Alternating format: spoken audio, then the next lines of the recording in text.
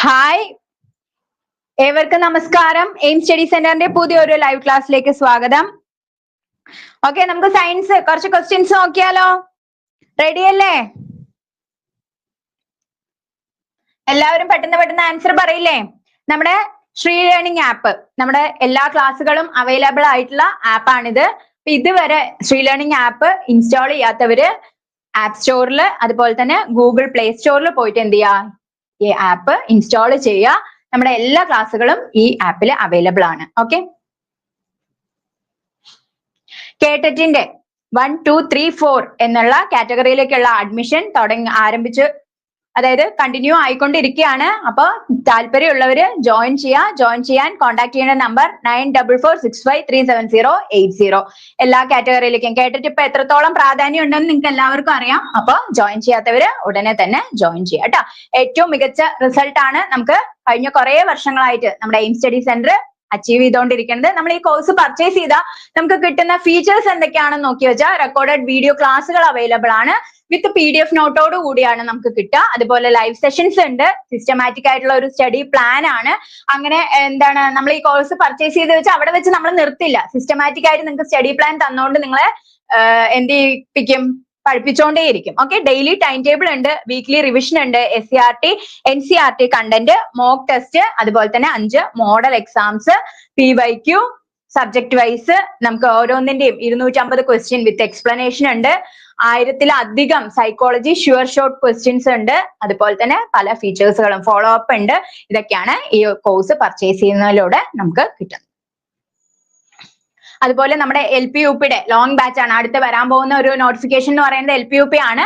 അപ്പൊ അതിന്റെ യോധ ബാച്ചിന് പുതിയ ബാച്ചിലേക്ക്, അതായത് ലോങ് കുറെ നാള് നീണ്ടു നിൽക്കുന്ന, അടുത്ത നോട്ടിഫിക്കേഷൻ വന്ന എക്സാം വരെ നീണ്ടു നിൽക്കുന്ന ലോങ് ബാച്ച് ആണ്. അതിലേക്ക് അഡ്മിഷൻ തുടങ്ങിയിട്ടുണ്ട്. റെക്കോർഡഡ് വീഡിയോ ക്ലാസ്സുകൾ നമുക്ക് ലഭിക്കും. ലൈവ് ക്ലാസ്സസ് ഉണ്ട്. സിസ്റ്റമാറ്റിക് ആയിട്ടുള്ള സ്റ്റഡി പ്ലാൻ ആണ്. ടൈം ടേബിൾ നമുക്ക് ഡെയിലി ടൈം ടേബിൾ ഉണ്ട്. വീക്ക്ലി റിവിഷൻസ്, മോക്ക് ടെസ്റ്റ്, 50-ലധികം മോഡൽ എക്സാമുകൾ ചെയ്യിപ്പിക്കുമ്പോൾ നമ്മൾ എന്ത് ചെയ്യും, അതിനനുസരിച്ച് നമുക്ക് ഭയങ്കര സ്പീഡും എല്ലാ കാര്യങ്ങളും നമ്മൾ കൂടും.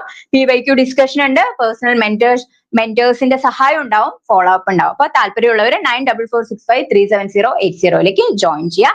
കേട്ടിട്ട് കഴിഞ്ഞാൽ അങ്ങനെയും നിർത്താതെ എന്ത് ചെയ്യുക, LP-UPയിലേക്ക് ജോയിൻ ചെയ്യുക കേട്ടോ. ഓക്കെ, അപ്പൊ നമുക്ക് നമ്മുടെ ക്വസ്റ്റ്യനിലേക്ക് പോവാം. എല്ലാവരും റെഡി അല്ലേ? വേഗം ആൻസർ പറയാം. സ്റ്റാർട്ട് ചെയ്യാം. ആദ്യത്തെ ക്വസ്റ്റ്യനിലേക്ക് പോവാം. 1-2 തുള്ളി മീഥൈൽ ഓറഞ്ച് സോപ്പ് ലായനിയിൽ ചേർക്കുമ്പോൾ ലായനിയുടെ നിറം മഞ്ഞയാകുന്നു. കാരണം അതിന്റെ pH ഡാഷ് ആയതിനാലാണ്. 7-നേക്കാൾ കുറവാണോ, 7-നേക്കാൾ കൂടുതലാണോ, 7-ന് തുല്യമാണോ, 0-ന് തുല്യമാണോ? pH വാല്യൂവുമായിട്ട് ബന്ധപ്പെട്ടിട്ടുള്ള ക്വസ്റ്റ്യൻ ആണ് അല്ലെ. pH നമുക്ക് എടുത്തു നോക്കുമ്പോൾ വളരെ ഇമ്പോർട്ടന്റ് ആയിട്ടുള്ള ഒരു ഭാഗമാണ്. നമ്മുടെ pH സ്കെയിലിനെ ബേസ് ചെയ്തിട്ടുള്ള കാര്യമാണ്. അപ്പൊ ഏതായിരിക്കും, നമ്മൾ മീഥൈൽ ഓറഞ്ച് സൂചകമാണ് അല്ലെ, സൂചകമാണ് മീഥൈൽ ഓറഞ്ച്. സൂചകങ്ങൾ അല്ലെങ്കിൽ ഇൻഡിക്കേറ്റേഴ്സ് എന്ന് പറഞ്ഞു വെച്ചാൽ എന്താണ്, ആസിഡിന് ഒരു നിറം നൽകും, ബേസിന് മറ്റൊരു നിറം നൽകുന്നവയാണ് നമ്മൾ ഇൻഡിക്കേറ്റേഴ്സ് എന്ന് പറയുന്നത് അല്ലെ. ആസിഡ് ആണോ ബേസ് ആണോ എന്ന് തിരിച്ചറിയാൻ സഹായിക്കുന്നവയാണ് സൂചകങ്ങൾ അല്ലെങ്കിൽ ഇൻഡിക്കേറ്റേഴ്സ് എന്ന് പറയുന്നത്. ഇവിടെ നമ്മൾ ഉപയോഗിക്കുന്ന സൂചകം എന്ന് പറയുന്നത് മീഥൈൽ ഓറഞ്ച് ആണ് അല്ലെ. മീഥൈൽ ഓറഞ്ച് സോപ്പ് ലായനിയിലേക്കാണ്. സോപ്പ് ലായനി എന്താണ് എന്ന് അറിയുന്നവർക്ക് എന്ത് ചെയ്യാം, ഈ ഒരു ക്വസ്റ്റ്യന് പെട്ടെന്ന് തന്നെ ആൻസർ ചെയ്താൻ കഴിയും അല്ലെ. സോപ്പ് ലായനി, സോപ്പിന്റെ സ്വഭാവം എന്താണ്, ഒരു കാര രുചിയാണ് അതിനുള്ളത്, വഴുവഴുപ്പുള്ള സ്വഭാവമാണ് അല്ലെ. അതൊക്കെ കൊണ്ട് നമുക്ക് ഏതിന്റെ സ്വഭാവമാണെന്ന് മനസ്സിലാക്കാം, ബേസ് ആണ്. സോപ്പ് എന്താണ്, എന്തിന്റെ നേച്ചർ ആണ് സോപ്പിനുള്ളത്, ബേസിന്റെ നേച്ചർ ആണ് ഉള്ളത് അല്ലെ. അപ്പൊ ഈ മീഥൈൽ ഓറഞ്ച് ബേസിൽ ചേർത്ത് കഴിഞ്ഞു വെച്ചാൽ 1-2 തുള്ളി ഒറ്റിച്ചു കഴിഞ്ഞാൽ കിട്ടുന്നത് ഏത് pH വാല്യൂ ആയിരിക്കും, ബേസിന്റെ pH വാല്യൂ അറിഞ്ഞാൽ മതി. അപ്പൊ ബേസിന്റെ pH വാല്യൂ ബേസ് ആണ് അല്ലെ. അപ്പൊ ഓറഞ്ച്, മീഥൈൽ ഓറഞ്ച് ഇതിൽ ചേർത്ത് കഴിഞ്ഞു വെച്ചാൽ കിട്ടുന്നത് എങ്ങനെയാണ്, 7-നേക്കാൾ കൂടുതലായിരിക്കും അല്ലെ. 7-നേക്കാൾ കൂടുതലായിട്ടുള്ള ഒരു വാല്യൂ ആയിരിക്കും കിട്ടുക. pH സ്കെയിൽ ആരാണ് ആവിഷ്കരിച്ചത്, സൊറൻസൺ ആണ് pH സ്കെയിൽ ആവിഷ്കരിച്ചത്. pH സ്കെയിലില് 0 മുതൽ 14 വരെയുള്ള വാല്യൂ ആണ് പറയുന്നത് അല്ലെ. അപ്പൊ ഒരു pH സ്കെയിൽ എന്ന് പറഞ്ഞു വെച്ചാൽ എത്ര മുതൽ എത്ര വരെയാണ്, 0 മുതൽ 14 വരെയുള്ള ഒരു സ്കെയിൽ ആണ് pH സ്കെയിൽ എന്ന് പറയുന്നത്. അതിന്റെ സെന്റർ പോയിന്റ് ആണ് 7. 7-ൽ എന്താണ്, ന്യൂട്രലൈസേഷൻ അല്ലെ. ആസിഡിന്റെ സ്വഭാവം ഉണ്ടാവില്ല, ബേസിന്റെ സ്വഭാവം ഉണ്ടാവില്ല. ന്യൂട്രൽ സ്വഭാവമുള്ള നമ്മുടെ ശുദ്ധ ജലമൊക്കെ എന്തിന് ഉദാഹരണമാണ്, ഈ pH വാല്യൂ 7-ന് ഉദാഹരണമാണ്. 7 കുറഞ്ഞു കഴിഞ്ഞു വെച്ചാൽ വാല്യൂ കുറയുകയാണെങ്കിൽ അവിടെ നമുക്ക് ഏത് സ്വഭാവം കാണിക്കും? ആസിഡിന്റെ സ്വഭാവമായിരിക്കും കാണിക്കുക. 7 കൂടുകയാണെങ്കിൽ അവിടെ എന്തിന്റെ സ്വഭാവമായിരിക്കും കാണിക്കുക? ബേസിന്റെ സ്വഭാവമായിരിക്കും കാണിക്കുക. ഓക്കെ, അപ്പൊ ഈ pH വാല്യൂ എങ്ങനെയാണ് സോപ്പ് ലായനിയിൽ ചേർക്കുമ്പോൾ? അപ്പൊ സോപ്പ് എന്താണെന്ന് നമുക്ക് അവിടെ അറിയണം. സോപ്പ് ബേസ് ആണ്. ബേസിന്റെ വാല്യൂ എങ്ങനെയായിരിക്കും? എപ്പോഴും 7നേക്കാൾ കൂടുതലായിരിക്കും. ഓക്കെ, അപ്പൊ മീഥൈൽ ഓറഞ്ച് സോപ്പ് ലായനിയിലാണ് ചേർത്തതെന്ന് പറഞ്ഞു. ഒരു ആസിഡിന്റെ ഏതിലെങ്കിലും ആണ് മീഥൈൽ ഓറഞ്ച് ചേർക്കുന്നതെങ്കിൽ ഏത് നിറമായിരിക്കും കിട്ടുക? പറയൂ. ഒരു ഇളം പിങ്ക്, ചിലവിടെ ഇളം ചുവപ്പ് എന്നും പറയുന്നുണ്ട് കേട്ടോ. ഓക്കെ, അപ്പൊ പിങ്ക്, ഇളം ചുവപ്പോ പിങ്കോ കണ്ടു കഴിഞ്ഞു വെച്ചാൽ എന്ത് ചെയ്യുക? ആൻസർ എഴുതുക. പിന്നെ ഇളം മഞ്ഞ, ഇളം മഞ്ഞയാണ് എന്ത് ഇവിടെ കിട്ടുന്നത്. ഓക്കെ, ബേസിൽ ചേർക്കുമ്പോ ഇളം മഞ്ഞ എന്നുള്ള നിറത്തിലേക്ക് പോകും. പിന്നെ ഇവിടെ ഏറ്റവും കൂടുതൽ ചോദിച്ചിട്ടുള്ള, റിപ്പീറ്റഡ് ആയിട്ട് ചോദിച്ചിട്ടുള്ള ഒരു ക്വസ്റ്റ്യൻ മീഥൈൽ ഓറഞ്ചിന്റെ അല്ല, ഫിനോഫ്തലിന്റെ ക്വസ്റ്റ്യൻ ആണ്. ഫിനോഫ്തലിൻ ആസിഡിലേക്ക് ചേർക്കുമ്പോൾ കിട്ടുന്ന നിറം. ഫിനോഫ്തലിനെ ആസിഡിൽ ചേർത്താൽ എന്ത് നിറമാണ് കിട്ടുക? വേഗം ഒന്ന് പറയൂ, ആൻസർ പറയൂ, വേഗം പറയണം. അതേപോലെ ഫിനോഫ്തലിന്റെ കാര്യം ചോദിച്ചാൽ ഫിനോഫ്തലിനും എന്ത് തന്നെയാണ്? ഇൻഡിക്കേറ്റർ തന്നെയാണ്. ഫിനോഫ്തലിൻ ആസിഡിൽ ചേർത്താൽ എന്തില്ല? നിറമില്ല എന്നുള്ള കാര്യവും പഠിച്ചു വെക്കണം. കളർലെസ് ആയിരിക്കും. എന്ത് കളറാണോ അതിനുണ്ടായിരുന്ന ആ കളർ തന്നെയായിരിക്കും ആസിഡ് ആണെങ്കിൽ. ബേസ് ആണെങ്കിൽ ഏതിലേക്ക് മാറും? പിങ്ക് നിറം കിട്ടും. ബേസ് ആണെങ്കിൽ പിങ്ക് നിറം കിട്ടും. ഓക്കെ, ആസിഡ് ആണെങ്കിൽ എന്താണ്? നിറമില്ല. അവിടെ ഏറ്റവും കൂടുതൽ ചോദിക്കുന്നത് അതാണ്. നമ്മൾ വേഗം പിങ്ക് എന്നുള്ള രീതിയിലേക്ക് എഴുതും. കാരണം ആസിഡിൽ ഫിനോഫ്തലിന് എന്തില്ല? നിറമില്ല എന്നുള്ളതും കൂടെ പഠിക്കണം. പിന്നെ വേറൊരു ക്വസ്റ്റ്യൻ ഈ pH ആയിട്ട് വന്നിട്ടുള്ളത് ബ്ലഡിന്റെ pH. ബ്ലഡിന്റെ pH എത്രയാണ് എന്നുള്ളത് ഒരുപാട് പ്രാവശ്യം റിപ്പീറ്റഡ് ആയിട്ട് വന്നിട്ടുള്ള ക്വസ്റ്റ്യൻ ആണ്. എത്രയാണ്? 7.4 ആണ് ബ്ലഡിന്റെ pH എന്ന് മനസ്സിലാക്കി വെക്കുക. ഈ ക്വസ്റ്റ്യൻ ഒക്കെ എവിടുന്ന് വന്നിട്ടുള്ളതാണ്? നമ്മുടെ pH വാല്യൂവുമായിട്ട് ബന്ധപ്പെട്ടിട്ടുള്ളതാണ്. ഒന്ന് ഫിനോഫ്തലിന്റെ കാര്യം. പിന്നെ ഇതും ചോദിച്ചിട്ടുള്ള ക്വസ്റ്റ്യൻ ആണ്. മീഥൈൽ ഓറഞ്ച് സോപ്പ് ലായനിയിൽ ചേർക്കുമ്പോൾ കിട്ടണത് അത് എങ്ങനെയാണ്? pH വാല്യൂല് 7 കൂടുതലായിരിക്കും. ഇനി ചില രീതിയിൽ ചോദിക്കുന്നത്, നമ്മൾ ഒരു കൃഷിക്കാരൻ മണ്ണ് ടെസ്റ്റ് ചെയ്യാൻ വേണ്ടിയിട്ട് എവിടേക്ക് പോയി? കൃഷിഭവനിലേക്ക് പോയി. അവിടെ ടെസ്റ്റ് ചെയ്തപ്പോ മണ്ണിന്റെ pH 3 ആണ് എന്ന് പറഞ്ഞു. അപ്പൊ അതിന് ഏതിന്റെ നേച്ചർ ആണ് ഉണ്ടാവുക? മണ്ണിന്റെ pH 3 ആണ് എന്ന് പറഞ്ഞു കഴിഞ്ഞു വെച്ചാൽ അവിടെ എന്തിന്റെ സ്വഭാവം കൂടുതലായിരിക്കും? അത് മാറ്റാൻ വേണ്ടി നമ്മൾ എന്ത് ചേർക്കേണ്ടി വരും? ഓക്കെ, അപ്പൊ pH വാല്യൂ 3 ആണ് എന്ന് കണ്ടു കഴിഞ്ഞു വെച്ചാൽ അതിന് എന്ത് സ്വഭാവമാണ്? അസിഡിക് സ്വഭാവമാണ് അല്ലെ? അപ്പൊ നമ്മൾ അതിൽ എന്ത് ചേർക്കാൻ പറയും? കുമ്മായം ചേർക്കാൻ നിർദ്ദേശിച്ചു എന്ന് പറയും. ആസിഡിന്റെ സ്വഭാവമാണ് അല്ലെ? അപ്പൊ ആസിഡിനെ എന്ത് ചേർത്തി കുറയ്ക്കാം? അതേ അളവിൽ ബേസ് ചേർത്തി വെച്ചാൽ അവിടെ ന്യൂട്രലൈസേഷൻ സംഭവിക്കും അല്ലെ? നിർവീരീകരണം. ഒരേ അളവിൽ ആസിഡും ബേസും ചേർത്ത് കഴിഞ്ഞു വെച്ചാൽ അവിടെ നിർവീരീകരണം സംഭവിക്കും. അതുകൊണ്ടാണ് അസിഡിറ്റി കൂടിയ മണ്ണിൽ എന്ത് ചേർക്കാൻ പറയുന്നത്? കുമ്മായം ചേർക്കാൻ പറയുന്നത്. ഓക്കെ അല്ലേ? അപ്പൊ അത് ഒന്ന് പഠിച്ചു വെക്കുക. ഈ രീതിയിലൊക്കെ ഇവിടുന്ന് എന്ത് വന്നിട്ടുണ്ട്? ക്വസ്റ്റ്യൻ വന്നിട്ടുണ്ട്. അതുപോലെ തന്നെ pH സ്കെയിൽ ആവിഷ്കരിച്ച ശാസ്ത്രജ്ഞൻ ആരാണെന്ന് ചോദിച്ചു വെച്ചാൽ സൊറൻസൺ ആണ്. ഓക്കെ അല്ലേ? അടുത്ത ക്വസ്റ്റ്യനിലേക്ക് പോവാം. രണ്ടാമത്തെ ക്വസ്റ്റ്യൻ ഇതാണ്. കോശകേന്ദ്രം കണ്ടെത്തി അതിനെ ന്യൂക്ലിയസ് എന്ന് വിളിച്ച ശാസ്ത്രജ്ഞൻ. കോശകേന്ദ്രം കണ്ടുപിടിച്ചിട്ട് അതിനെ ന്യൂക്ലിയസ് എന്ന് വിളിച്ച ശാസ്ത്രജ്ഞൻ ആരാണെന്നാണ് ചോദിച്ചിരിക്കുന്നത്. NG ശ്രീഡൻ ആണോ? റോബർട്ട് ബ്രൗൺ ആണോ? റോബർട്ട് ഹുക്ക് ആണോ? റുഡോൾഫ് വിർഷോ ആണോ? ഹുക്ക് എന്താണ് കണ്ടുപിടിച്ചത്? ഹുക്ക് കണ്ടുപിടിച്ചത് കോശമാണ് കണ്ടുപിടിച്ചത്. കോശം, ഒരു മൈക്രോസ്കോപ്പിന്റെ സഹായത്തോടെ കോശം കണ്ടുപിടിച്ച ശാസ്ത്രജ്ഞനാണ് ആര്? റോബർട്ട് ഹുക്ക് അല്ലെ? അപ്പൊ റോബർട്ട് ഹുക്ക് എന്താണ് കണ്ടുപിടിച്ചത്? കോശമാണ്. ഇവിടെ എന്റെ ക്വസ്റ്റ്യൻ അതല്ല. കോശകേന്ദ്രം കണ്ടെത്തി, അതിന്റെ ആ സെൻട്രൽ പാർട്ട് കണ്ടെത്തി അതിന് ന്യൂക്ലിയസ് എന്ന് വിളിച്ച ശാസ്ത്രജ്ഞനെയാണ് ഞാൻ ചോദിച്ചത്. ഓക്കെ, ആരാണ്? ബ്രൗൺ ആണ് അല്ലെ? ബ്രൗൺ ആണ്, റോബർട്ട് ബ്രൗൺ ആണ്. എപ്പോഴാണ്? 1831 കേട്ടോ കോശകേന്ദ്രം കണ്ടെത്തി അതിനെ ന്യൂക്ലിയസ് എന്ന് അദ്ദേഹം വിളിച്ചു. റോബർട്ട് ബ്രൗൺ ആണ്. 1831. ഈ കോശം എന്ന് പറഞ്ഞു വെച്ചാൽ എന്താണ്? ബേസിക് യൂണിറ്റ് ആണ് അല്ലെ? എല്ലാത്തിന്റെയും ബേസിക് യൂണിറ്റ് ആണ്. കോശത്തെ കുറിച്ചുള്ള പഠനം ഏത് പേരിൽ അറിയപ്പെടുന്നു? സൈറ്റോളജി എന്ന പേരിൽ അറിയപ്പെടുന്നു. ഓക്കെ, സൈറ്റോളജി എന്ന പേരിൽ അറിയപ്പെടുന്നു. അതെ നന്ദന, 1831 കേട്ടോ. അതേപോലെ തന്നെ സെൽ എന്ന് പറഞ്ഞു കഴിഞ്ഞാൽ ചെറിയ മുറി എന്നാണ് അർത്ഥം. ചെറിയ മുറി എന്നാണ് ഷെല്ലിന്റെ അർത്ഥം. ഓക്കെ, ഷെല്ലല്ല, സെല്ലിന്റെ അർത്ഥം. ഇനി കോശ സിദ്ധാന്തം ആവിഷ്കരിച്ചത് ആരാണെന്ന് ചോദിച്ചു വെച്ചാൽ ഏതൊക്കെ പേര് വരും? കോശ സിദ്ധാന്തം ആവിഷ്കരിച്ചത് ആരാണ്? സൈറ്റോളജി ആണ് കേട്ടോ. കോശത്തെ കുറിച്ചുള്ള പഠനം സൈറ്റോളജി എന്നറിയപ്പെടുന്നു. കോശ സിദ്ധാന്തം ആവിഷ്കരിച്ചത് തിയോഡാർ ഷ്വാനും അതുപോലെ തന്നെ MJ സ്ലീഡനും കൂടെയാണ് കോശ സിദ്ധാന്തം അവതരിപ്പിച്ചത്. കോശ സിദ്ധാന്തം അവതരിപ്പിച്ചത് ഷ്വാനും സ്ലീഡനും കൂടെയാണ്. കോശം കണ്ടുപിടിച്ചതാണ് ആര്? റോബർട്ട് ഹുക്ക് എന്ന് പറയുന്നത്. ഓക്കെ, ഇനി ജീവനുള്ള കോശം ആദ്യമായി കണ്ടെത്തിയതാണ് Anton van Leeuwenhoek. Okay, Anton van Leeuwenhoek ആണ് എന്ത് ജീവനുള്ള കോശം ആദ്യമായി കണ്ടെത്തിയത്. ഓക്കെ, കോശ സിദ്ധാന്തം അവതരിപ്പിച്ചത് ആരൊക്കെയാണെന്ന് ചോദിക്കും. സ്ലീഡനും ഷ്വാനും ചേർന്നാണ് എന്ന് പഠിച്ചു വെക്കുക. പിന്നെ നിലവിലുള്ള കോശങ്ങളിൽ നിന്ന് മാത്രമേ പുതിയവ രൂപം കൊള്ളൂ എന്ന് പറഞ്ഞത് ആരാണ്? Rudolf Virchow. പുതിയവയിൽ നിന്ന് മാത്രം, അതായത് നിലവിലുള്ള കോശങ്ങളിൽ നിന്ന് മാത്രമേ പുതിയവ രൂപം കൊള്ളൂ എന്ന് പറഞ്ഞ വ്യക്തിയാണ് റുഡോൾഫ് വിർഷോ. ഓക്കെ, ഈ കാര്യങ്ങളൊക്കെ നമ്മുടെ എവിടെയുണ്ട്? SCERT-യിലുള്ള ഫാക്ടുകളാണ്. അതുകൊണ്ട് ആ കാര്യങ്ങളൊക്കെ എന്ത് ചെയ്യണം? കൃത്യമായിട്ട് മനസ്സിലാക്കി വെക്കണം. സെല്ല് കണ്ടുപിടിച്ച വ്യക്തിയാണ് റോബർട്ട് ഹുക്ക്. അദ്ദേഹം ഏത് ബുക്കിലാണ് അതിനെക്കുറിച്ച് പരാമർശം നടത്തിയത്? സെല്ല് കണ്ടുപിടിച്ചിട്ട് ഏത് ബുക്കിലാണ് അതിനെക്കുറിച്ച് പറഞ്ഞത്? മൈക്രോഗ്രാഫി ആരുടെ ബുക്കാണ് എന്നും കൂടെ ചോദിക്കാം. മൈക്രോഗ്രാഫി ആരുടെ ബുക്കാണ്? റോബർട്ട് ഹുക്കിന്റെ ആണ് കേട്ടോ. 1665 ആ ബുക്ക്. 1665. ഓക്കെ, മൈക്രോഗ്രാഫി ആരുടെയാണ് എന്ന് ചോദിച്ചു കഴിഞ്ഞു വെച്ചാൽ ആരുടെയാണ്? ഹുക്കിന്റെ ആണ് കേട്ടോ. കോശം കണ്ടുപിടിച്ചാണ് അദ്ദേഹം. ന്യൂക്ലിയസ്, കോശത്തിന്റെ സെൻട്രൽ പാർട്ട് കണ്ടെത്തി അതിനെ ന്യൂക്ലിയസ് എന്ന് വിളിച്ചത് റോബർട്ട് ബ്രൗൺ ആണ്. MJ സ്ലീഡനും ഷ്വാനും എന്ത് ചെയ്തു? നമ്മുടെ കോശ സിദ്ധാന്തം അവതരിപ്പിച്ചു. റുഡോൾഫ് വിർഷോ നിലവിലുള്ള കോശങ്ങളിൽ നിന്ന് മാത്രമേ പുതിയവ ഉണ്ടാവുന്നുള്ളൂ എന്ന് പറഞ്ഞു. ഓക്കെ അല്ലേ? അതേപോലെ തന്നെ നമ്മുടെ ഈ ഭാഗത്ത് നിന്ന് റിപ്പീറ്റഡ് ആയിട്ട് വന്നിട്ടുള്ള ഒരു ക്വസ്റ്റ്യൻ ആണ്. ഈ കോശം നമ്മൾ പഠിക്കുമ്പോൾ അതിൽ എന്തൊക്കെ ഉണ്ട് എന്നുള്ള കാര്യങ്ങളൊക്കെ നമുക്കറിയാം. അതിൽ ഫേനത്തെ പൊതിഞ്ഞു സൂക്ഷിക്കുന്ന ആവരണം ഏതാണ്? ടോണോപ്ലാസ്റ്റ് ആണ് കേട്ടാ. ടോണോപ്ലാസ്റ്റ് ആണ് ഫേനം. നമ്മൾ ഫേനം ഒക്കെ പഠിച്ചിട്ടുണ്ടാവും. ഞാൻ ഒരുപാട് അതിന്റെ ഡീറ്റെയിൽസിലേക്ക് പോകുന്നില്ല. ഇത് PYQ ആയതുകൊണ്ട് ഇവിടെ പറയാണ്. ഫേനത്തിന്റെ ആവരണം. ഓക്കെ, ഫേനത്തിന്റെ ആവരണം ആണ് എന്ത്? ടോണോപ്ലാസ്റ്റ്.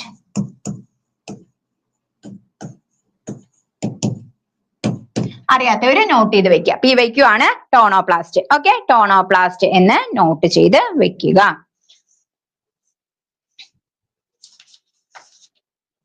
അടുത്ത ക്വസ്റ്റ്യനിലേക്ക് പോവാം അല്ലെ? ക്ലിയർ അല്ലേ? അതുപോലെ തന്നെ ക്ലാസ്സുകൾ ഇഷ്ടമാവുകയാണെങ്കിൽ ലൈക്ക് ചെയ്യുക. നിങ്ങൾക്ക് പിന്നെ എന്തൊക്കെയാ വേണ്ടത് എന്നുള്ള കാര്യമൊക്കെ എന്ത് ചെയ്യാ? ഒന്ന് കമന്റ് ചെയ്യാം കേട്ടോ. ഓക്കെ അല്ലേ? ക്ലാസ് ഒക്കെ ഇഷ്ടമാവുകയാണ്, മനസ്സിലാവണൊക്കെ ഉണ്ടെങ്കിൽ ഒരു ലൈക്ക് ഒക്കെ ചെയ്യാം കേട്ടോ. ഓക്കെ, അടുത്ത ക്വസ്റ്റ്യൻ ഇതാണ്. ഒന്ന് ആൻസർ ചെയ്യാൻ നോക്കൂ.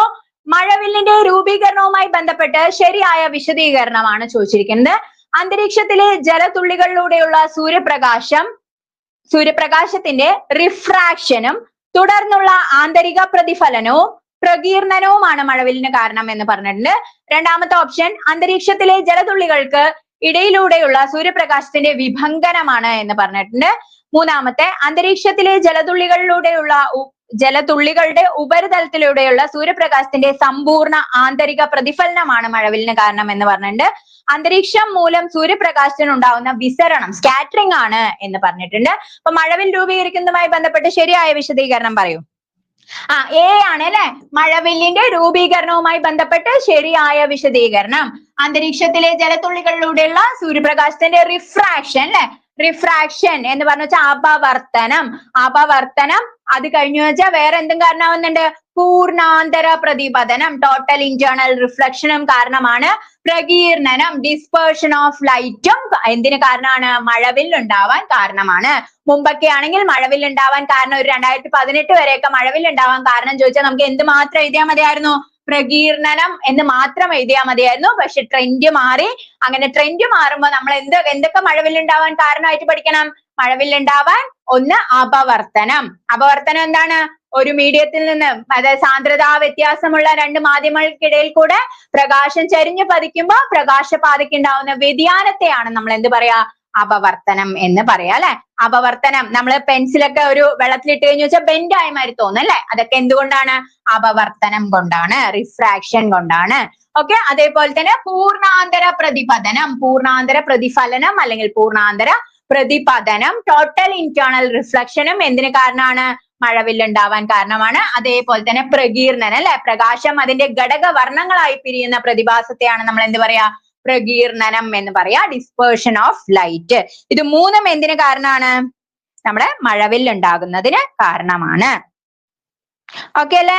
അപ്പൊ ആ പ്രകാശത്തിന്റെ ആ പ്രതിഭാസങ്ങളൊക്കെ എന്ത് ചെയ്യണം, ഒന്ന് പഠിച്ചു വെക്കണം കേട്ടോ. അത് നമ്മുടെ സിലബസിൽ ഉണ്ട്. സോ പ്രകാശത്തിന്റെ ആ പ്രതിഭാസങ്ങളൊക്കെ ഒന്ന് എന്ത് ചെയ്യുക, പഠിച്ചു വെക്കുക. മഴവിൽ ഉണ്ടാവുന്നതിന് കാരണം റിപ്പീറ്റഡ് ആയിട്ട് ചോദിക്കുന്ന ക്വസ്റ്റ്യൻ ആണ്. അപ്പൊ അതും കൂടെ പഠിച്ചു വെക്കുക. ക്ലിയർ അല്ലേ? വിസരണം വരുമോ എന്ന് ചോദിച്ചു കഴിഞ്ഞു വെച്ചാൽ ചില സമയത്ത് എന്ത് വന്നിട്ടുണ്ട്, അത് ആൻസർ തെറ്റി പറഞ്ഞതാവാം. വിസരണം എന്ന ഓപ്ഷൻസ് തന്നിട്ടുണ്ട്. പക്ഷെ അതല്ല റീസൺ. ഏതാണ്? ഇത് മൂന്നുമാണ് കേട്ടോ. നമ്മൾ പഠിക്കുമ്പോ കറക്റ്റ് ആയിട്ടല്ലേ പഠിക്കേണ്ടത്. അപ്പൊ ഇത് മൂന്നുമാണ് കാരണം. വിസരണം എന്താണ്? സ്കാറ്ററിംഗ് അല്ലെ? സ്കാറ്ററിംഗ് എന്ന് പറഞ്ഞു വെച്ചാൽ ആകാശത്തിന്റെയും സമുദ്രത്തിന്റെയും ഒക്കെ നീല നിറത്തിന് കാരണമാണ് വിസരണം. കാരണം എന്ത് ചെയ്യും, ചെറിയ കണികളിൽ തട്ടിയുള്ള ഭാഗികമായ പ്രതിഫലനത്തെയാണ് നമ്മൾ എന്ത് പറയാ, പ്രകാശം തട്ടിത്തെറിച്ചു പോവാണ് അല്ലെ. അപ്പൊ അതിൽ തെറിക്കുന്ന നിറങ്ങൾ ഏതൊക്കെയാണെന്ന് ചോദിച്ചു വെച്ചാൽ ഏറ്റവും വിസരണം നടക്കുന്ന 3 നിറങ്ങളാണ് വയലറ്റ്, ഇൻഡിഗോ, ബ്ലൂ. അതുകൊണ്ടാണ് ആ ബ്ലൂ കലർന്ന നിറത്തില് നമുക്ക് ആകാശത്തെയും സമുദ്രത്തെയും കാണാൻ കഴിയുന്നത്. ആകാശത്തിന്റെ നീല നിറത്തിന് കാരണം സ്കാറ്ററിംഗ് ആണെന്ന് പറഞ്ഞത് ലോർഡ് റെയ്ലിയും, സമുദ്രത്തിന്റെ നീല നിറത്തിന് കാരണം സ്കാറ്ററിംഗ് ആണെന്ന് പറഞ്ഞത് CV രാമനുമാണ് കേട്ടോ. ഓക്കെ, ലോർഡ് റെയ്ലിയും CV രാമനും ആണ് എന്ത്, ആകാശത്തിന്റെയും സമുദ്രത്തിന്റെയൊക്കെ നീല നിറം ചോദിച്ചാൽ നമ്മൾ എന്ത് എഴുതണം? വിസരണം എഴുതണം. എന്താണ് വിസരണം? കണികകളിൽ തട്ടിയുള്ള ഭാഗിക പ്രതിഫലനത്തെയാണ് നമ്മൾ എന്ത് പറയാ, വിസരണം. അല്ലെങ്കിൽ തട്ടിത്തെറിച്ചു പോവാ അല്ലെ, തട്ടിത്തെറിച്ചു പോവാ, പ്രകാശം തട്ടി തെറിച്ചു പോകുന്ന ആ ഇതാണ്. അപ്പൊ ഏറ്റവും സ്കാറ്ററിംഗ് സംഭവിക്കുന്ന നിറങ്ങൾ ഏതൊക്കെയാണ്? തരംഗദൈർഘ്യം കുറഞ്ഞ വയലറ്റ്, ഇൻഡിഗോ, ബ്ലൂ ഒക്കെയാണ്.